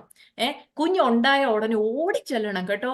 ആങ്കൊച്ചാണെങ്കിൽ അങ്ങ് കൊന്നു കളയണം. ഞാൻ നിങ്ങൾക്ക് എന്തുവാ ഗവൺമെന്റ് അലവൻസ് തരാം, നിങ്ങളുടെ കുഞ്ഞുങ്ങളെയൊക്കെ എന്താ നിങ്ങളുടെ ഭർത്താക്കന്മാർക്ക് ഗവൺമെന്റ് ജോലി തരാം, കൊട്ടാരത്തിലായിരിക്കും നിങ്ങൾക്ക് പിന്നെ താമസം, ഇതെല്ലാം പറഞ്ഞു. പക്ഷെ ഇവര് രണ്ടുപേരും ഉണ്ടല്ലോ, ഇവർക്കൊരു പ്രത്യേകത ഉണ്ടായിരുന്നു. ഇവർക്ക് മനുഷ്യരെ പ്രസാദിപ്പിക്കണ്ട, ഇവർക്ക് ദൈവഭയം മതി. അതുകൊണ്ട് ഈ 2 സ്ത്രീകള് ഇവന്റെ ഈ ട്രാപ്പിനകത്ത് വീണില്ല. അപ്പൊ അതുകൊണ്ട് എന്നിട്ടും ഈ ഇസ്രായേൽ മക്കളുടെ ആൺകുട്ടികൾ ജനിക്കുകയും വളർന്നു വന്നുകൊണ്ടിരുന്നപ്പോഴത്തേന് അപ്പോൾ അവനൊരു പിടികിട്ടി. അവന് പദ്ധതി മാറ്റി. 22 ആയപ്പോഴത്തേന് അവനൊരു പബ്ലിക്, ആ 22 അവൻ പറയുന്നത്, ഇങ്ങനെ പോയാൽ ശരിയാവത്തില്ല, ഞാൻ പബ്ലിക്കായിട്ട് തന്നെ പറയട്ടെ. അവർ every Hebrew boy that is born you must throw ഒരു കമ്പൽസറി പബ്ലിക് ഓർഡറും കൊടുത്തു. ഇത്രയും നാൾ ഉപായത്താലായിരുന്നു കേട്ടോ. ഇത്രയും നാള് എല്ലാവർക്കും ഒന്നും മനസ്സിലാവാത്ത രീതിയിലായിരുന്നു. പക്ഷെ ഇനി അവന് മനസ്സിലായി, ഇനിയിപ്പോ യുദ്ധം, എനിക്ക് അധികം സമയമില്ല, ഇസ്രായേൽ അങ്ങ് വർദ്ധിച്ചുകൊണ്ട് വരുക, അതുകൊണ്ട് ഇനി ഡയറക്റ്റ് ആയിക്കോട്ടെ, പബ്ലിക് ഓർഡർ, ജനിച്ച ഉടനെ എറിഞ്ഞു കളയണം. അതിനെ പേടിച്ച് പല ഇസ്രായേൽ മക്കളും പലതും ചെയ്തു, പലരും. പക്ഷെ ദൈവം നോക്കി, ജോഖേബേദ് മാത്രം അവള് ചെയ്യത്തില്ല എന്നൊരു ഉറപ്പ് ദൈവത്തിന് ഉണ്ടായിരുന്നോണ്ട് മോശെ ജോഖേബേദിന് ദൈവം കൊടുത്തു. ഹല്ലേലൂയ. ഇത് പ്രിയ ദൈവമക്കളെ, നമ്മൾ മനസ്സിലാക്കണം, പിശാച് നമ്മൾ ഈ ആയിരിക്കുന്ന ദേശത്തുണ്ടല്ലോ, കുറെ നാളായിട്ട് അവൻ ഉപായത്താൽ പലതും ശ്രമിച്ചു. ആദ്യം സ്കൂളുകളിൽ നിന്നൊക്കെ ബൈബിളൊക്കെ എടുത്തൊന്ന് മാറ്റി നോക്കി. പിന്നെ പിള്ളേരോടൊക്കെ ഇവല്യൂഷൻ ആണ് ശരി, ക്രിയേഷൻ തെറ്റാണ്, അങ്ങനൊന്നും ഇല്ല. പിന്നെ പതുക്കെ ദൈവമില്ല, സയന്റിഫിക്കലി പ്രൂവ് ചെയ്യാൻ പറ്റത്തില്ല who is God, if God is there we cannot prove the existence of God through science. അങ്ങനെ നമ്മുടെ പിള്ളേരുടെ ഒക്കെ ബ്രെയിൻ ഇങ്ങനെ കൺഫ്യൂസ് ആയിക്കൊണ്ടിരിക്കുക. നമ്മളിതൊന്നും അറിയത്തില്ല. ഇവൻ ഉപായം കളിച്ച് കുറച്ച് കഴിഞ്ഞപ്പോ ഇപ്പൊ അവന് പിടികിട്ടി. ഇപ്പൊ അവൻ എന്തുവാ, ഇവനിപ്പോ ഉപായവും വേണ്ട, ഒന്നും വേണ്ട, ഇവൻ പബ്ലിക് അറ്റാക്ക് ആണ്, ഡയറക്റ്റ് അറ്റാക്ക് ആണ്. സ്കൂളുകളിൽ കയറി ചെല്ലുക. നമ്മുടെ കുഞ്ഞുങ്ങളൊക്കെ കുഞ്ഞു പ്രായത്തിൽ തന്നെ സ്കൂളിൽ ചെല്ലുമ്പോൾ ടീച്ചർമാര് തന്നെ അവരോട് പറഞ്ഞു കൊടുക്കുക, നിനക്ക് ഇങ്ങനെ ചെയ്യാം, അങ്ങനെ ചെയ്യാം, അത് ചെയ്യാം, ഇത് ചെയ്യാം. ലൈബ്രറീസിൽ പോയാൽ നമ്മുടെ കുഞ്ഞുങ്ങളുടെ സ്കൂളുകളിലെ ലൈബ്രറീസിൽ വായിക്കാൻ പറ്റുന്ന പുസ്തകങ്ങൾ നമുക്ക് തൊടാൻ പറ്റത്തില്ല. ഡയറക്റ്റ് അറ്റാക്ക് അവൻ അങ്ങ് തുടങ്ങിയിരിക്കുക. അവൻ ഇനി ഉപായമൊന്നും ഇല്ല. പക്ഷെ എന്താ സംഭവിക്കുന്നതെന്നറിയോ, നമ്മളും ഈ യോക്യഭേദിന്റെ അപ്പുറത്തെ വീട്ടിൽ താമസിക്കുക, ഇപ്പുറത്തെ വീട്ടിൽ താമസിച്ച ഇസ്രായേൽ മക്കളെ പോലെ പലപ്പോഴും നമ്മൾ വായിപ്പോവും. നമ്മളും എന്താ ഓർക്കുന്നേ, ഓ അയ്യോ, പിന്നെ എല്ലാ പിള്ളേരും ചെയ്യുന്ന പോലെ നമ്മുടെ കൊച്ചും ചെയ്തില്ല, നമ്മുടെ കൊച്ചിന് ഒരു ലെഫ്റ്റ് ഔട്ട് ഫീലിംഗ് വരത്തില്ലേ, എന്നാ പൊക്കോ മോളെ, എന്നാ പൊക്കോ മോനെ. ഹല്ലേലൂയ, സ്തോത്രം. യോക്യഭേദ് പറഞ്ഞു, നോ, എല്ലാരും ചെയ്യുന്ന പോലെ എനിക്ക് ഫറോനെ പേടിയില്ല, എല്ലാരും ചെയ്യുന്ന പോലെ ഞാൻ ചെയ്തില്ല. അതുകൊണ്ട് അവൾ എന്ത് ചെയ്തു, നമുക്കറിയാം, ആ ഭാഗം ഞാൻ വായിപ്പിക്കുന്നില്ല. എബ്രായ ലേഖനം 11:23 പറയുന്നുണ്ട്, by faith Moses parents hid him for 3 months. വിശ്വാസത്താലാണ് അവർ 3 മാസം അവനെ ഒളിപ്പിച്ചു വെച്ചത്. അതിന്റെ കാരണം പറയുന്നുണ്ട്, for they were not afraid of the king's edict. ആ രാജാവിന്റെ കൽപ്പന അവർ ഭയപ്പെട്ടില്ല. പ്രിയ ദൈവമക്കളെ, ഈ ദേശത്തെ രാജാവ്, ഈ ലോകത്തിന്റെ രാജാവ് ഞാനാന്നും പറഞ്ഞുകൊണ്ട് നടക്കുന്ന ഒരു പാർട്ടിയുണ്ട്. നമ്മൾ പലപ്പോഴും അവൻ പലതും പറഞ്ഞു പേടിപ്പിക്കും. പേടിക്കരുത്. ഹല്ലേലൂയ. കാരണം കർത്താവ് പറഞ്ഞിട്ടാണ്, അധികാരം ഞാൻ നിങ്ങൾക്ക് തന്നിട്ടുണ്ട്. ഒരു ദൈവ പൈതലിന്റെ പ്രത്യേകതയാണ്, ഒരു ദൈവ പൈതലാണോ തിരിച്ചറിയണമെങ്കിൽ ഉണ്ടല്ലോ, ആ വ്യക്തിക്ക് ഭയമില്ല. the righteous are as bold as the lions എന്നാണ് പ്രോവർബ്സ് പറയുന്നത്, അല്ലെ? The righteous are as bold എന്ന ഒരു ദൈവ പൈതലിന്റെ ഉള്ളിൽ ഒരു പ്രത്യേക ധൈര്യമായിരിക്കും. അത് റിക്കഗ്നൈസ് ചെയ്യാൻ പറ്റും. ഒരാൾ നമ്മളോട് സംസാരിച്ചാല് ഇതൊരു ധൈര്യം, ഇത് ഭയങ്കര ധൈര്യമുള്ള ഒരു വ്യക്തിയാണല്ലോ എന്ന് അവർക്ക് റിക്കഗ്നൈസ് ചെയ്യാൻ പറ്റും. അതാണ് ഒരു ദൈവ പൈതലിന്റെ പ്രത്യേകതയാണ്. സ്തോത്രം. അപ്പോൾ ഈ സ്ത്രീ, ഈ ജോക്യബേദ് പറയാണ്, ഞാൻ പേടിക്കത്തില്ല, I will not fear the king's edict. ഭർത്താവിനോടും പറഞ്ഞു. എന്നിട്ട് എന്താ, ഈ കുഞ്ഞിനെ 3 മാസത്തോളം അവൾ ഒളിപ്പിച്ചു വെച്ചു. ഞാൻ ചിന്തിക്കുകയാണ്, ഈ കുഞ്ഞിന് 3 മാസം അവളുടെ തീരുമാനം കാരണം, തൊട്ടപ്പുറത്തും ഇപ്പുറത്തൊക്കെ വീടുകളല്ലേ, എല്ലാ വീട്ടിലും ജനിച്ച ഉടനെ കുഞ്ഞുങ്ങളെ എടുത്തു കളയാ. അപ്പൊ ഇവളുടെ വീട്ടിൽ മാത്രം ഈ കുഞ്ഞ് 3 മാസത്തോളം ജീവിച്ചിരിക്കാൻ കാരണം എന്താ പറയുക, കൊച്ചു പിള്ളേരുടെ സ്വഭാവമല്ലേ കരയും. ദൈവം പറഞ്ഞു, മോനെ നീ 3 മാസം കരയല്ലേ, ഈ കൊച്ചു എപ്പം നോക്കിയാലും ചിരിച്ചോണ്ടിരിക്കുക. അപ്പനും അമ്മയും വരുമ്പോ എല്ലാം ചിരിച്ചോണ്ട് സ്മൈലിങ് കുഞ്ഞ, ഒരു കരച്ചിലും ഇല്ല. പിന്നെ 3 മാസം കഴിഞ്ഞപ്പോ വലിപ്പം വലുതായി. അപ്പൊ ഇവക്ക് മനസ്സിലായി ഇനിയിപ്പം ഏനോ എന്തേലും ചെയ്തേ പറ്റൂ. അപ്പൊ ഇവള് ചിന്തിക്കാതെ എന്ത് ചെയ്യാൻ പറ്റും, എന്ത് ചെയ്യാൻ പറ്റും, എന്ത് ചെയ്യാൻ പറ്റും. ഈ ഇതുപോലെ ദുഷ്ടത നിറഞ്ഞ ഈ ലോകത്തിൽ എന്റെ കുഞ്ഞിന്റെ ജീവൻ രക്ഷിക്കണമെങ്കിൽ ഞാൻ എന്ത് ചെയ്യണം? അവള് പുറകോട്ട് ചിന്തിച്ചു. അപ്പച്ചന്മാരൊക്കെ എങ്ങനെയാ ചെയ്തേ? അപ്പച്ചന്മാര് യാക്കോബ് എന്താണ് ചെയ്തത്, അബ്രഹാം എന്താ ചെയ്തത്? ചിന്തിച്ച് ചിന്തിച്ച് ചിന്തിച്ച് വന്നപ്പോ അവൾക്ക് ഒരു അപ്പച്ചനെ ഓർമ്മ വന്നു. ആ അപ്പച്ചൻ ചെയ്ത ഒരു പരിപാടി ഉണ്ടായിരുന്നു. ആ അപ്പച്ചന്റെ കാലം ഇതുപോലത്തെ ഒരു കാലം. ദൈവം ഞാൻ ലോകത്തെ മുഴുവനും നശിപ്പിക്കുമെന്ന് തീരുമാനം എടുത്ത കാലം. പക്ഷെ ഈ അപ്പച്ചനെ മാത്രം കൊന്നില്ല. കാരണം എന്തുവാ? അവള് ചിന്തിച്ചു, അവക്ക് മനസ്സിലായി ആ അപ്പച്ചൻ വലിയൊരു പെട്ടകം ഉണ്ടാക്കിയിട്ട് അതിന്റെ അകത്തും പുറത്തും സോറി, ഉത്പത്തി പുസ്തകം അതിന്റെ 6:14 അതൊന്ന് വായിക്കാമോ? 6:14. Genesis chapter 6:14. അത് ഉണ്ടാക്കേണ്ടത് എങ്ങനെയെന്നാൽ പെട്ടകത്തിന്റെ നീളം 300 മുഴം, വീതി 50 മുഴം, ഉയരം 30 മുഴം. അതിന്റെ പുറകിലത്തെ വാക്യം. നീ ഗോഫർ മരം കൊണ്ട് ഒരു പെട്ടകം ഉണ്ടാക്കുക. പെട്ടകത്തിന് അറകൾ ഉണ്ടാക്കി അകത്തും പുറത്തും കീൽ തേക്കണം. ഓക്കെ. മലയാളത്തിൽ അതിന്റെ മുമ്പത്തെ വാക്കാണ്. ഇംഗ്ലീഷിൽ ഇങ്ങനെയാണ്: so make yourself an ark of cypress wood. ചില പഴയ വേർഷൻസിലൊക്കെ ഗോഫർ വുഡ് എന്നാണ്. Make rooms in it and coat it with pitch inside and out. അപ്പൊ അവളിങ്ങനെ ചിന്തിച്ചു, അപ്പച്ചന്റെ കഥ ഞാൻ കേട്ടിട്ടുള്ളൂ, അപ്പച്ചൻ ഇങ്ങനാണല്ലോ ചെയ്തേ. അപ്പച്ചനും അപ്പച്ചന്റെ മക്കളും എല്ലാം രക്ഷപ്പെട്ടല്ലോ, ബാക്കി എല്ലാരും വെള്ളം അകത്ത് കയറാതിരിക്കാൻ അപ്പച്ചൻ എന്നാ ചെയ്തേ? അവക്ക് പിടികിട്ടി. അപ്പൊ അവള് പറഞ്ഞു, എനിക്ക് ഗോഫർ മരം തപ്പി ഞാൻ എവിടെ പോകാനാ? എനിക്ക് എവിടുന്ന് കിട്ടാനാ ഗോഫർ മരം? പക്ഷെ എനിക്ക് അപ്പൊ ഈ നൈൽ നദിയുടെ അടുത്ത് ഈ ബുൾറഷസ് എന്ന് പറയുന്ന ഒരു സാധനമുണ്ട്. ഇങ്ങനെ ഈ ഒരു നീളമുള്ള കാട് പോലെ ഇങ്ങനെ വളർന്നു വരുന്ന, അത് വെച്ചിട്ട് അവൾ ഒരു ബാസ്ക്കറ്റ് ഉണ്ടാക്കി. She made a basket of bulrushes. എന്നിട്ട് ഒരു കുഞ്ഞു ബാസ്ക്കറ്റ് ഉണ്ടാക്കി. അവൾ പറഞ്ഞു, എനിക്ക് ഏതായാലും ഈ ഗോഫർ മരവും അത് അങ്ങോട്ടൊക്കെ ഒരു ആക്സസ് ഇല്ല. അപ്പോൾ അവൾ എന്താ ചെയ്ത? ഈ പുറപ്പാട് ദിവസം അവൾ ചെയ്ത നമുക്ക് നോക്കാം. എക്സഡസ് ചാപ്റ്റർ 2 3 വാക്യം ഒന്ന് വായിക്കാം. ജോക്കബേദ് ചെയ്ത കാര്യം. But when she could hide him no longer, she got a basket of bulrush for him and coated it with tar and pitch. പുറപ്പാട് 2:3. അവനെ പിന്നെ ഒളിച്ചു വെപ്പാൻ കഴിയാതെ ആയപ്പോൾ അവൾ ഒരു ഞാങ്ങണ പെട്ടകം വാങ്ങി അതിനെ പശയും കീലും തേച്ചു പൈതലിനെ അതിൽ കിടത്തി നദിയുടെ അരികിൽ ഞാങ്ങണ പെട്ടകം, മലയാളത്തിൽ ഞാങ്ങണ പെട്ടകം. ഇവിടെ ഒരു ചെറിയ ബാസ്ക്കറ്റ് ഓഫ് ബുൾറഷ്. അതായത് അവക്ക് വലിയൊരു ആർക്കൊന്നും പണിയാനുള്ള കപ്പാസിറ്റി ഇല്ല, അതിന്റെ ആവശ്യവും ഇല്ല അവക്ക്. പക്ഷെ ഈ ഗോഫർ മരത്തോട് ഒരു ആക്സസ് ഇല്ല. പക്ഷെ ഈ ഞാങ്ങണ എന്ന് പറയുന്ന സാധനം അവക്ക് ആക്സസ് ഉണ്ട്. ചെറിയൊരു ബാസ്ക്കറ്റ് എടുത്തിട്ട് അപ്പച്ചൻ ചെയ്ത് എന്താ അത് തന്നെ അവളും ചെയ്തു.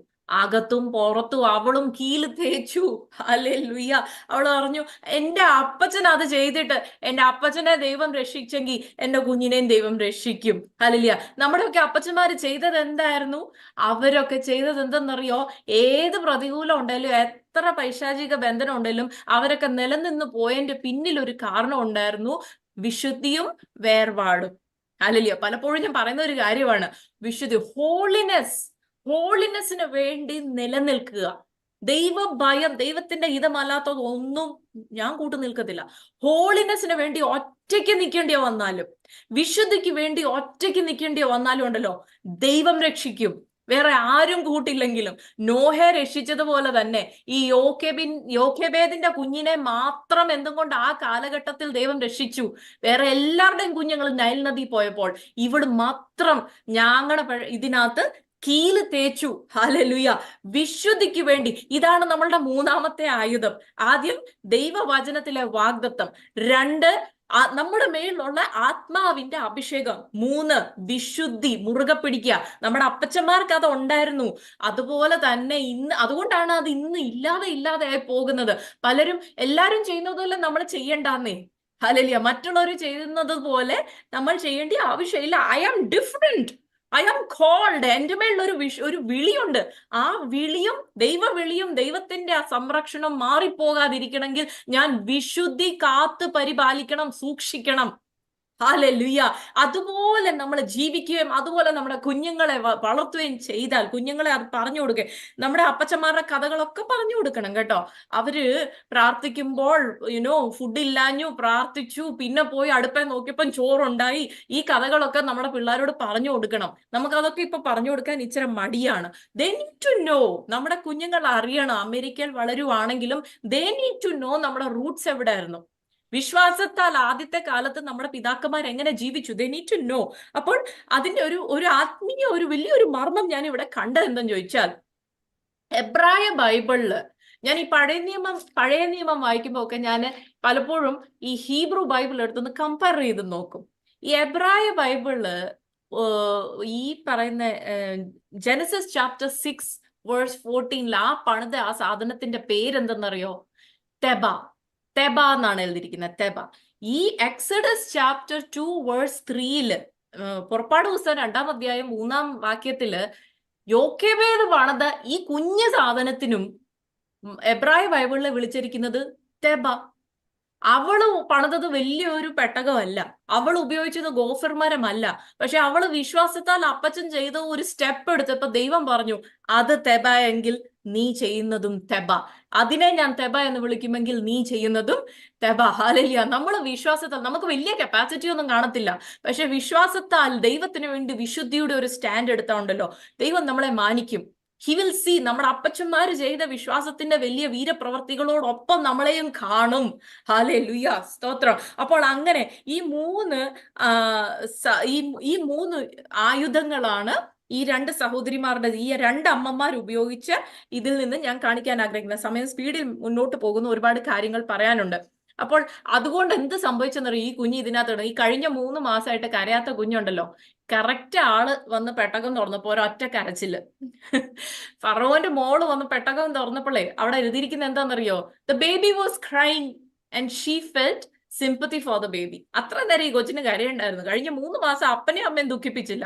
ഫറവോന്റെ മോളുടെ മുഖം കണ്ടപ്പോൾ തന്നെ ഒരൊറ്റ കരച്ചില്. മമ്മി എന്നെ എടുത്തോ എന്ന് പറഞ്ഞുകൊണ്ട് ഒരൊറ്റ കരച്ചില്. That lady felt sympathy. ഈ കറക്റ്റ് സമയത്ത് നമ്മുടെ കുഞ്ഞിന്റെ ഒരു കണ്ണുനീര് വീണാൽ തന്നെ മതി, ഈ കൊല്ലാൻ പദ്ധതി ഇടുന്നവനെ കൊണ്ട് തന്നെ ദൈവം ലൈഫ് ടൈം സ്പോൺസർഷിപ്പ് ചെയ്യിപ്പിക്കുന്ന ദൈവമാണ്. ഹല്ലേലൂയ, സ്തോത്രം. അമ്മമാർ അതുപോലെ നിന്നാ ദൈവം കുഞ്ഞുങ്ങളെയും അതനുസരിച്ചെടുത്ത് ഉപയോഗിച്ചോളും. നമുക്ക് വേഗത്തിൽ വേറെ ഒരു അമ്മയെ കൂടെ കാണാം ഉള്ള സമയത്തിന്. നമുക്കെല്ലാവർക്കും അറിയാം 3-ാമത്തെ ക്യാരക്ടർ, അതും ഉത്പത്തി പുസ്തകത്തിൽ തന്നെയാണ്, 16-ാം അധ്യായത്തിൽ. ഈ ഉത്പത്തി പുസ്തകം 16-ാം അധ്യായത്തില് കാണുന്ന ഈ ഒരു ക്യാരക്ടറിന്റെ പ്രത്യേകത എന്താന്ന് ചോദിച്ചാല്, നമുക്ക് എല്ലാവർക്കും അറിയാം ദൈവമാണ് മനുഷ്യർക്ക് പേരിടുന്നത് പലപ്പോഴും ബൈബിളിൽ, അല്ലെ? അബ്രാം, നിന്റെ പേര് ഇനി അബ്രാം അല്ല അബ്രഹാം ആയിരിക്കും എന്ന് പറഞ്ഞു. യാക്കോബിനോട് പറഞ്ഞു, ഇനി നിന്റെ പേര് യാക്കോബ് അല്ല ഇസ്രായേൽ ആയിരിക്കും. അങ്ങനെ ദൈവം പലർക്കും പേരിട്ടു. പക്ഷെ ഈ ഒരു പുള്ളിക്കാരത്തി എന്ത് ചെയ്തെന്ന് അറിയോ? ദൈവത്തിന് പേരിട്ടു. അതിന്റെ 16-ന്റെ 13-ാം വാക്യം ഒന്ന് വായിക്കാവോ? ഉത്പത്തി പുസ്തകം 16-ന്റെ 13. Genesis chapter 16:13. എന്നാറേ അവൾ, എന്നെ കാണുന്നവനെ ഞാൻ ഇവിടെയും കണ്ടുവോ എന്ന് പറഞ്ഞ് തന്നോട് അരുളി ചെയ്ത യഹോവയ്ക്ക്, ദൈവമേ നീ എന്നെ കാണുന്നു എന്ന് പേർ വിളിച്ചു. ആമേൻ. അവള് ദൈവത്തിന് ഒരു പേരങ്ങിട്ടു, the God who sees me, എന്നെ കാണുന്നവൻ എന്നും പറഞ്ഞുകൊണ്ട് ഒരു പേര് അങ്ങോട്ട്. ഇതാരാ? ഈ സ്ത്രീക്ക് വലിയൊരു വെളിപ്പാടാ കിട്ടുന്നത്. ഈ സ്ത്രീ ഒരു യഹൂദ സ്ത്രീ അല്ല. ഈ സ്ത്രീ ഒരു യഹൂദന്മാരുടെ ഭാഷയിൽ പറഞ്ഞ ഒരു അന്യജാതിക്കാരത്തി സ്ത്രീയാണ്, ഒരു ജെന്റൈൽ, ഒരു ഈജിപ്ഷ്യൻ സ്ലേവ് ആണ്, ഒരു അടിമയാണ്. ആ സ്ത്രീക്ക് ദൈവം അവൾക്കൊരു ഒരു വലിയൊരു വെളിപ്പാട് കിട്ടുകയാണ്. ദൈവം അബ്രഹാമിനോടും സാറായോടും നിങ്ങൾക്ക് ഒരു വാഗ്ദത്ത സന്തതി ഉണ്ടെന്ന് ഒരു വാഗ്ദത്തം കൊടുത്തിട്ട് 10 വർഷമായിട്ടും ഒരു കുഞ്ഞ് ഉണ്ടാവാഞ്ഞപ്പം ഈ സാറയുടെ വായിന്ന് ഒരു സ്റ്റേറ്റ്മെന്റ് വന്നു. ആ സ്റ്റേറ്റ്മെന്റ് ആണ് പിന്നെ ഇതിന്റെ 16-ാം അധ്യായത്തിന്റെ തുടക്ക ഭാഗങ്ങളിൽ അവൾ പറയുന്ന ഒരു കാര്യമുണ്ട്. God has kept me from becoming pregnant എന്ന് പറഞ്ഞുകൊണ്ട് അവൾ ഒരു കംപ്ലൈന്റ് പറയുന്നുണ്ട്, സാറ. അപ്പൊ അവളുടെ ഒരു പദ്ധതിയാണ്, അവളും ഭർത്താവും സാറായും അബ്രഹാമും ഇവർ രണ്ടുപേരും കൂടെ നോക്കിയപ്പോൾ നമുക്കൊരു വൂമ്പ്, ഒരു ഇൻക്യുബേറ്റർ. ഒരു സ്ത്രീയെ അല്ല കണ്ടേ.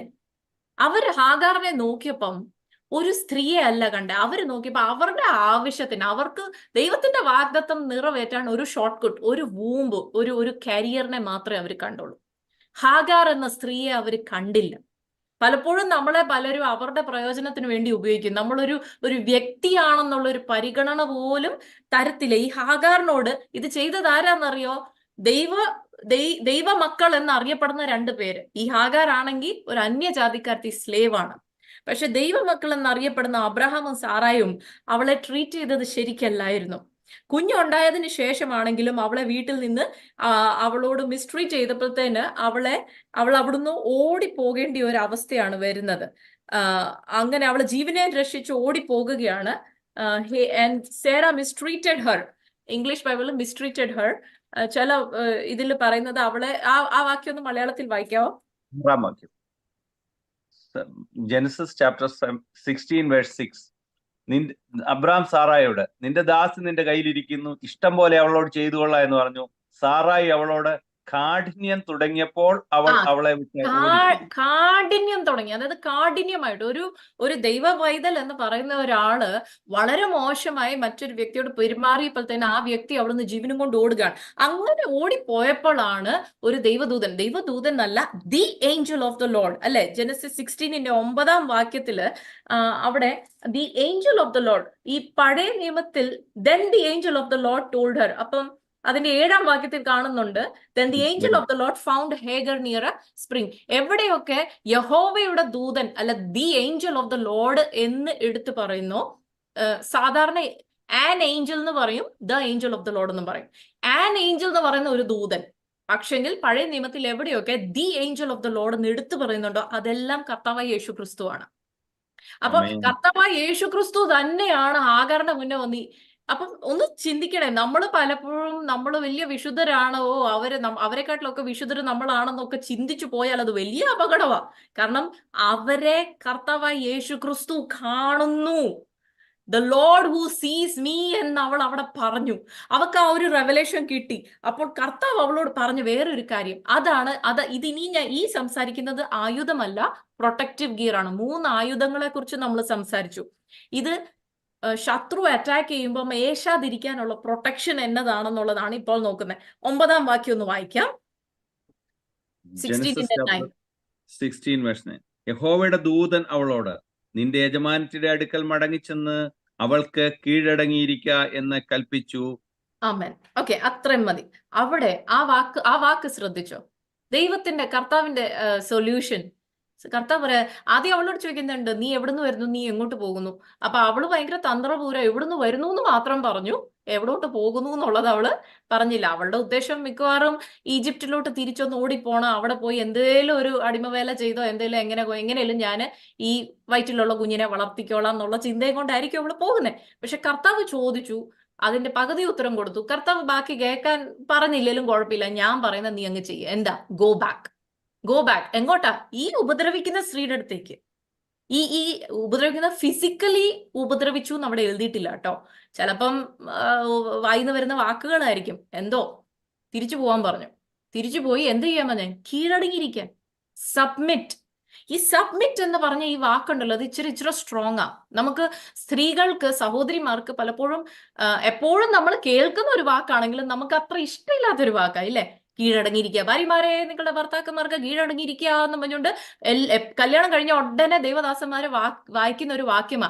കേൾക്കാൻ ഒരു സുഖവും ഇല്ല, പക്ഷെങ്കിൽ അത് ദൈവത്തിന്റെ പദ്ധതിയാണ്. ദൈവം പറയുന്നത്, നീ വിവാഹം കഴിച്ച ഒരു സ്ത്രീയാണ് നിന്റെ ഭർത്താവിന് അടങ്ങിയിരിക്കുക. വിവാഹം കഴിക്കാത്ത സ്ത്രീയാണെങ്കിൽ നിന്റെ മാതാവിനും പിതാവിനും കീഴടങ്ങിയിരിക്കുക. കാരണം എന്താണെന്നറിയോ? അതിനകത്ത് വലിയൊരു പ്രൊട്ടക്ഷൻ ഉണ്ട്, ഭയങ്കര ഒരു വലിയ പ്രൊട്ടക്ഷൻ. അപ്പൊ കർത്താവ് അതിനകത്തെ പദ്ധതികൾ മുന്നോട്ട് പറയാണ്. നിനക്കിപ്പോൾ മനസ്സിലാവത്തില്ല, നീ തിരിച്ചുപോയി കീഴടങ്ങി ഇരുന്നാല് നടക്കാൻ പോകുന്ന കാര്യങ്ങൾ എന്തൊക്കെയാണ്. 10 വാക്യം. യഹോവയുടെ ദൂതൻ പിന്നെയും അവളോട്, ഞാൻ നിന്റെ സന്തതി ഏറ്റവും വർദ്ധിപ്പിക്കും, അത് എണ്ണിക്കൂടാതെ വണ്ണം പെരുപ്പമുള്ളതായിരിക്കും, നീ ഗർഭിണി.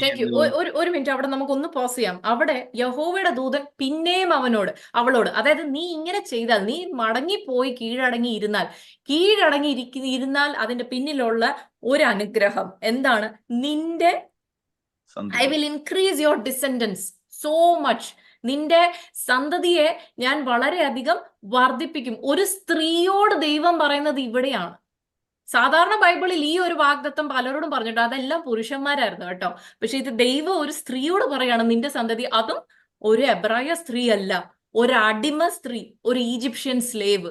അവളോട് അറിയാം, നിന്റെ സന്തതിയെ ഞാൻ വർദ്ധിപ്പിക്കും. എന്താ ഞാൻ പറയുന്ന ആ ഒരു ഓർഡർ അനുസരിച്ച് നീ ജീവിച്ചാൽ, ദൈവത്തിന്റെ ഓർഡർ ആണ് കീഴ്പ്പെട്ടിരിക്കുക എന്നുള്ളത്.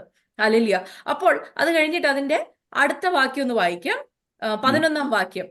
നീ ഗർഭിണിയല്ലോ, നീ ഒരു മകനെ പ്രസവിക്കും, യഹോവ നിന്റെ സങ്കടം കേൾക്കൊണ്ട് അവനെ ഇസ്മായിൽ എന്ന് പേർ വിളിക്കണം.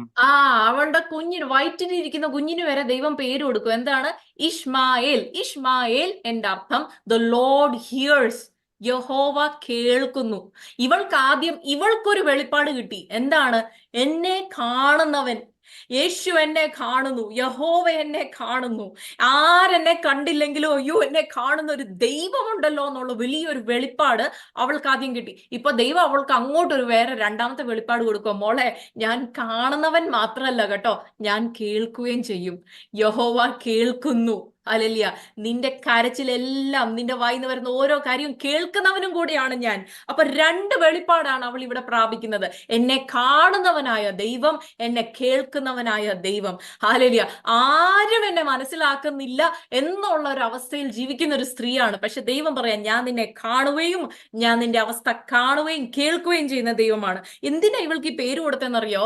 കൊച്ചിന്റെ പേര് ഇഷ്മായേൽ നേടാൻ കാരണം എന്താണെന്നറിയോ? ഭയങ്കര പദ്ധതിയാ കേട്ടോ. കർത്താവ് പറയാ, നീ തിരിച്ചുപോയി കീഴടങ്ങിയിരിക്കാൻ. കർത്താവിനറിയാം അധികം നാളൊന്നും ഇവൾ ആ വീട്ടിൽ താമസിക്കത്തില്ല. ഒരു കുറച്ച് നാൾ കഴിയുമ്പോഴത്തേക്കിനും ഞാൻ അവർക്ക് ഒരു വാഗ്ദത്തം കൊടുത്തത് നിറവേറ്റും. അപ്പൊ അവർക്കൊരു കുഞ്ഞുണ്ടാകുമ്പോ അവർ ഈ പെണ്ണിനെയും കുഞ്ഞിനെയും പുറത്താക്കും. അപ്പോൾ അന്ന് ഇവള് ഈ മരുഭൂമിയിൽ കൂടെ അലഞ്ഞ് ഈ കൊച്ചിനെ വളർത്തിക്കൊണ്ട് വരുമ്പോൾ അവളുടെ മനസ്സിൽ ഒത്തിരി വിഷമങ്ങൾ വരും. ഞാൻ ഒറ്റയ്ക്കാണല്ലോ. പക്ഷെ ഓരോ പ്രാവശ്യവും കൊച്ചിന്റെ പേര് ഇഷ്മായേലെ, ഇഷ്മായേലെ എന്ന് വിളിക്കുമ്പോൾ യഹോവ എന്നെ കേൾക്കുന്നു, യഹോവ എന്നെ കേൾക്കുന്നു എന്ന് അവളോട് തന്നെ അവൾ വിളിച്ചു പറയുകയാണ്. അപ്പൊ ദൈവം നേരത്തെ അവൾക്ക് ഒരു പദ്ധതി ഒരുക്കി കൊടുക്കുകയാണ്. മോളെ, നീ വിഷമിക്കരുത്, നീ വിഷമിക്കരുത് കേട്ടോ. നിന്റെ ഭാവി പദ്ധതികളെല്ലാം ഞാൻ ഇപ്പോഴേ ഒരുക്കി. നിന്റെ കൊച്ചിന്റെ പേര് ഇഷ്മായേൽ, യഹോവ കേൾക്കുന്നു. അങ്ങനെ ദൈവം അവള് അങ്ങനെ ഒരു വെളിപ്പാടും കൂടെ കൊടുത്തു. അതിന്റെ ഒരു വാക്യം കൂടെ വേഗത്തിൽ വായിക്കാം. 12-ാം വാക്യം. ഇതൊരു വലിയൊരു വാഗ്ദത്തമാണ്. വായിച്ചേ 12-ാം വാക്യം. അവൻ കാട്ടുകഴുതയെ പോലെയുള്ള മനുഷ്യൻ ആയിരിക്കും, അവന്റെ കൈ. അത് മൊത്തം വായിച്ചില്ലെങ്കിലും കുഴപ്പമില്ല. അവൻ he will be a wild donkey of a man. കാട്ടുകഴുതെ പോലെ ഉള്ള ഒരു മനുഷ്യൻ. നമ്മള് മലയാളികളൊക്കെ ഇത് വായിക്കുമ്പോൾ കാട്ടുകഴുതെ പോലെ ഒരു മനുഷ്യനോ, ഇതെന്തൊരു ശാപമാ. അതൊരു ശാപമല്ല, അതൊരു നമുക്ക് തിരിച്ചറിയാൻ പറ്റാത്ത വലിയൊരു അനുഗ്രഹം. ഹാഗാറിന് തിരിച്ചറിയാൻ പറ്റും കേട്ടോ. കാരണം ഹാഗാറ് ഈ കാട്ടിൽ ജീവിച്ച സ്ത്രീയാ. ഈ വൈൽഡില്, ഈ ഡെസേർട്ടിലൊക്കെ, ഈ വൈൽഡ് ഡോങ്കി എന്ന് പറയുന്നത് ഈ ഡെസേർട്ടിലെ, ഈ ഈജിപ്തിലെ ഡെസേർട്ടിലൊക്കെ ജീവിച്ച സ്ത്രീയല്ലേ. അവൾക്ക് ഇതിന്റെ അർത്ഥം മനസ്സിലായി. അവളോട് ഒരു വാഗ്ദത്തമായിട്ടാ കൊടുത്തത്. എന്താണെന്നറിയോ?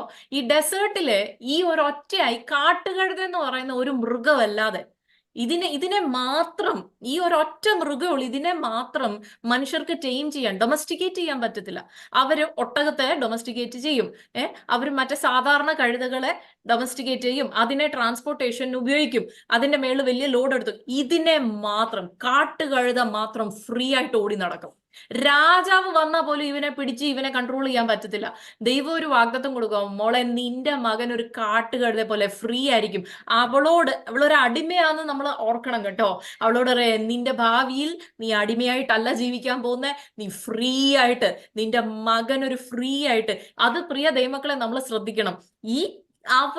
അവർക്ക് കൊടുത്തിരിക്കുന്ന ആ ദേശം, ഇഷ്മായിലിന് കൊടുത്ത ആ പരിധിയിൽ ഇഷ്മായിൽ ഇന്നും ഒരു കാട്ടുകഴുത തന്നെയാണ്.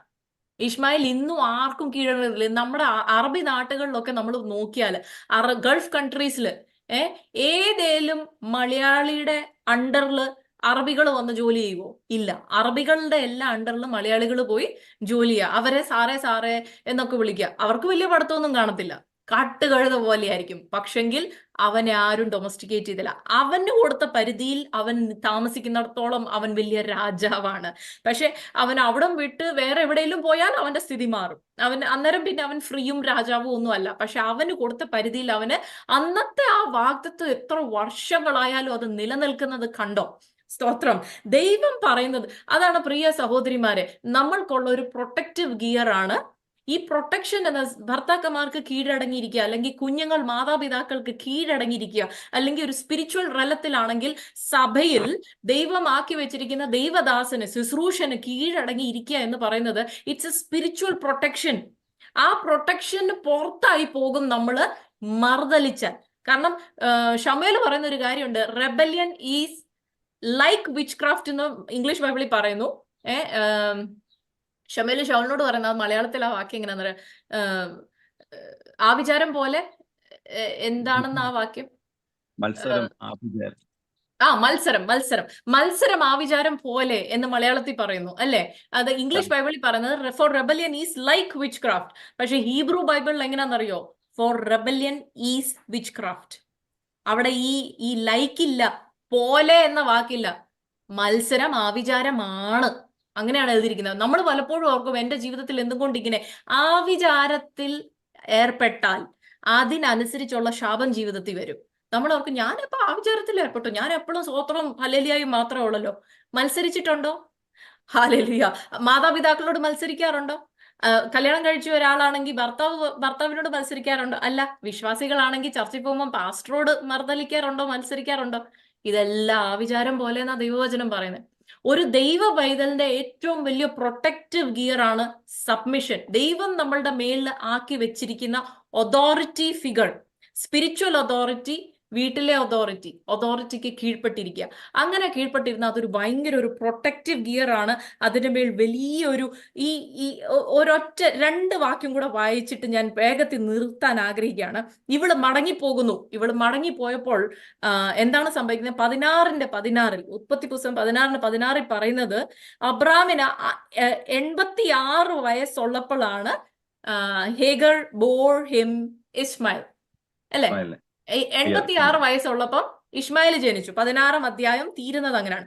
അത് കഴിഞ്ഞിട്ട് അടുത്ത അധ്യായം 17-ാം അധ്യായത്തിന്റെ 1-ാം വാക്യത്തിൽ when Abram was 99 years old, 99 വയസ്സായപ്പോൾ ദൈവം പ്രത്യക്ഷപ്പെട്ടു, പണ്ട് കൊടുത്ത വാഗ്ദത്തം ഒന്നുകൂടെ ഒന്ന് പുതുക്കാൻ. ഈ 13 വർഷം ദൈവം ഇദ്ദേഹത്തോട് മിണ്ടിയില്ല. 13 വർഷം. കാരണം എന്താണെന്നറിയോ? 86-ാം വയസ്സ് തൊട്ട് 99-ാം വയസ്സ് വരെ ദൈവം പറഞ്ഞു, നിനക്കൊരു ആങ്കച്ചുണ്ടായല്ലോ, ഏതാ? ഇസ്മായിൽ. അവളോട് ഞാൻ വാഗ്ദത്തം കൊടുത്തിട്ടുണ്ട്, ഞാൻ ടേക്ക് കെയർ ചെയ്ത്. അതുകൊണ്ട് നീ അവന് 13 വയസ്സാവുന്നിടം വരെ നീ വേറെ ഒരു കുഞ്ഞിനെ കുറിച്ച് ചിന്തിക്കുകയും വേണ്ട, വേറെ ഒന്ന്, നീ അവനെ ട്രെയിൻ ചെയ്യ. ഹല്ലേലൂയ. അബ്രഹാമിനോടുള്ള ഇസഹാക്ക് ജനിക്കുന്നതിന് ഒരു ഇച്ചിരി താമസം വന്ന് ഞാൻ വിശ്വസിക്കുന്ന ഹാഗാറിനോടുള്ള ദൈവത്തിന്റെ വിശ്വസ്തതയായിരുന്നു. കാരണം ഇതിന്റെ ഇടയിൽ വല്ലോ ഇസഹാക്ക് ജനിച്ചിരുന്നെങ്കിൽ ഈ കുഞ്ഞിനെ അമ്മേനെ ഇവർ പുറത്തിറക്കിയേനെ. പക്ഷെ ഈ കുഞ്ഞിനൊരു വളർന്നൊരു കാര്യപ്രാപ്തി ആവുന്നിടം വരെ അബ്രഹാമിനോട് ദൈവം പറയാ, നീ അവന് നല്ലൊരു അപ്പനായിട്ടിരിക്കെ. ഈ കുഞ്ഞിന്റെ ഒരു കൊച്ചിന്റെ ഫോർമേറ്റീവ് ഇയേഴ്സ് ആണ് 1 തൊട്ട് 12-13 വയസ്സ് വരെ. ആ പ്രായത്തിൽ ആ കൊച്ചിന് ഏറ്റവും കൂടുതൽ വേണ്ടിയത് അവന്റെ അപ്പന്റെ സാന്നിധ്യമാണ്. ദൈവം പറഞ്ഞു, അപ്പന്റെ സാന്നിധ്യം നിനക്ക് കിട്ടുവടാ, നിനക്ക് അപ്പൻ, നീ കാട്ടുകഴുതയായി ജീവിക്കേണ്ടിയവനാ. പക്ഷെ അതിന് മുമ്പ് അതിനുവേണ്ടി നിനക്കൊരു ട്രെയിനിങ് വേണം. ആ ട്രെയിനിങ് ചെയ്യാൻ പോകുന്ന നിന്റെ അപ്പനായിരിക്കും. ഈ അബ്രഹാം ട്രെയിൻ ചെയ്തു. ഹല്ലേലൂയ. 14 വയസ്സായപ്പോഴത്തേന്, ഇസ്മായിലിന് 14 വയസ്സായപ്പോഴത്തേന് ഇസഹാക്ക് ജനിക്കുകയും ചെയ്തു. ഇസഹാക്ക് ജനിച്ചു കഴിഞ്ഞപ്പോൾ ഇവര് ഇസ്മായിലിനെ അമ്മേനെയും പുറത്തിറക്കി. പക്ഷെ അപ്പോഴത്തേക്കിനും ഇസ്മായിൽ ഒരു ട്രെയിൻഡ് ബോയ് ആയിരുന്നു. നമ്മൾ ഓർക്കും കുഞ്ഞു വൈതലാണെന്ന്. പക്ഷെ ഓർത്തു നോക്കണം, 14 വർഷം അവൻ ജീവിച്ചത് ഈ അബ്രഹാമിന്റെ മകനായിട്ട്. അബ്രഹാം എന്ന അപ്പനാണ് ഇവനെ ട്രെയിൻ ചെയ്തത്. നമുക്കറിയാം സോതോം ഗോമോറയുടെ അവിടെ സോതോമിനെ, ഈ ലോത്തിനെ ഒക്കെ കുറെ രാജാക്കന്മാര് വന്ന് സോതോമിനെ ഒക്കെ പിടിച്ചുകൊണ്ട് പോയപ്പം അബ്രഹാം അവന്റെ വീട്ടിൽ ജനിച്ച 318 ആൾക്കാരെ ട്രെയിൻഡ് സോൾജേഴ്സ് ആയിരുന്നു അവന്റെ വീട്ടിൽ. ഇവരെ ട്രെയിൻ ചെയ്ത ആരാ? അബ്രഹാമാ. ഈ 5 രാജാക്കന്മാരെയും അവരുടെ സൈന്യങ്ങളെയും യുദ്ധം ചെയ്ത് തോൽപ്പിച്ച് പിടിച്ചുകൊണ്ട് വന്ന ഇവന്റെ വീട്ടിൽ ജനിച്ച് ട്രെയിനായി വളർന്നു വന്ന 318 പേര്. അങ്ങനെയെങ്കിൽ ഇവൻ ട്രെയിൻ ചെയ്യാൻ എന്ത് വിദഗ്ധനാ നമ്മുടെ ഈ അബ്രഹാം എന്ന് പറയുന്ന ദൈവ മനുഷ്യൻ. ആ ദൈവ മനുഷ്യനെ കൊണ്ട് തന്നെ ഇസ്മായിലിനെ ദൈവം അവന്റെ ആദ്യത്തെ ഫോർമേറ്റീവ് ഇയേഴ്സ് ട്രെയിൻ ചെയ്യിപ്പിച്ചു. എന്തുകൊണ്ടാണെന്നറിയോ? ഹാഗാറിനോടുള്ള ദൈവത്തിന്റെ വിശ്വസ്തത. ഹല്ലേലൂയ. പ്രിയ ദൈവമക്കളെ, നമ്മളെ ദൈവം ഏൽപ്പിച്ച കാര്യം വിശ്വസ്തതയായിട്ട് നമ്മൾക്കുള്ള വാഗ്ദത്തത്തെ മുറുകെ പിടിച്ച് നമ്മളുടെ മേലുള്ള അഭിഷേകത്തെ നമ്മൾ അങ്ങോട്ട് ഒഴുക്കി മുറി അടച്ച് വാതിലടച്ച് അകത്ത് കയറിയിരുന്ന് നമ്മൾ ദൈവസന്നിധിയിൽ ആ അഭിഷേകത്തെ ഉപയോഗിക്കുകയും വിശുദ്ധിയും വേർപാടും കാത്തു പരിപാലിച്ചു വിശുദ്ധിക്ക് വേണ്ടി, ഹോളിനെസ്സിന് വേണ്ടി, കോംപ്രമൈസ് ഇല്ല, ഈ ലോകവുമായിട്ട് ഞാൻ കോംപ്രമൈസ് ചെയ്യത്തില്ല എന്ന് പിശാചിനെ പേടിക്കാതെ ധൈര്യവുമായിട്ട് നമ്മൾ ജീവിച്ചാൽ, ഇതെല്ലാം ആകുമ്പോൾ തന്നെ നമ്മളെ ആക്കി വെച്ചിരിക്കുന്ന സ്ഥാനത്ത് സബ്മിഷനോടുകൂടി ജീവിച്ചാൽ ദൈവം നമ്മളെ കയ്യിലെടുത്ത് ഉപയോഗിക്കും, ഉയർത്തും. നമ്മുടെ കുഞ്ഞുങ്ങളുടെ ഭാവി ദൈവം അങ്ങ് ടേക്ക് കെയർ ചെയ്യും. ഹല്ലേലൂയ.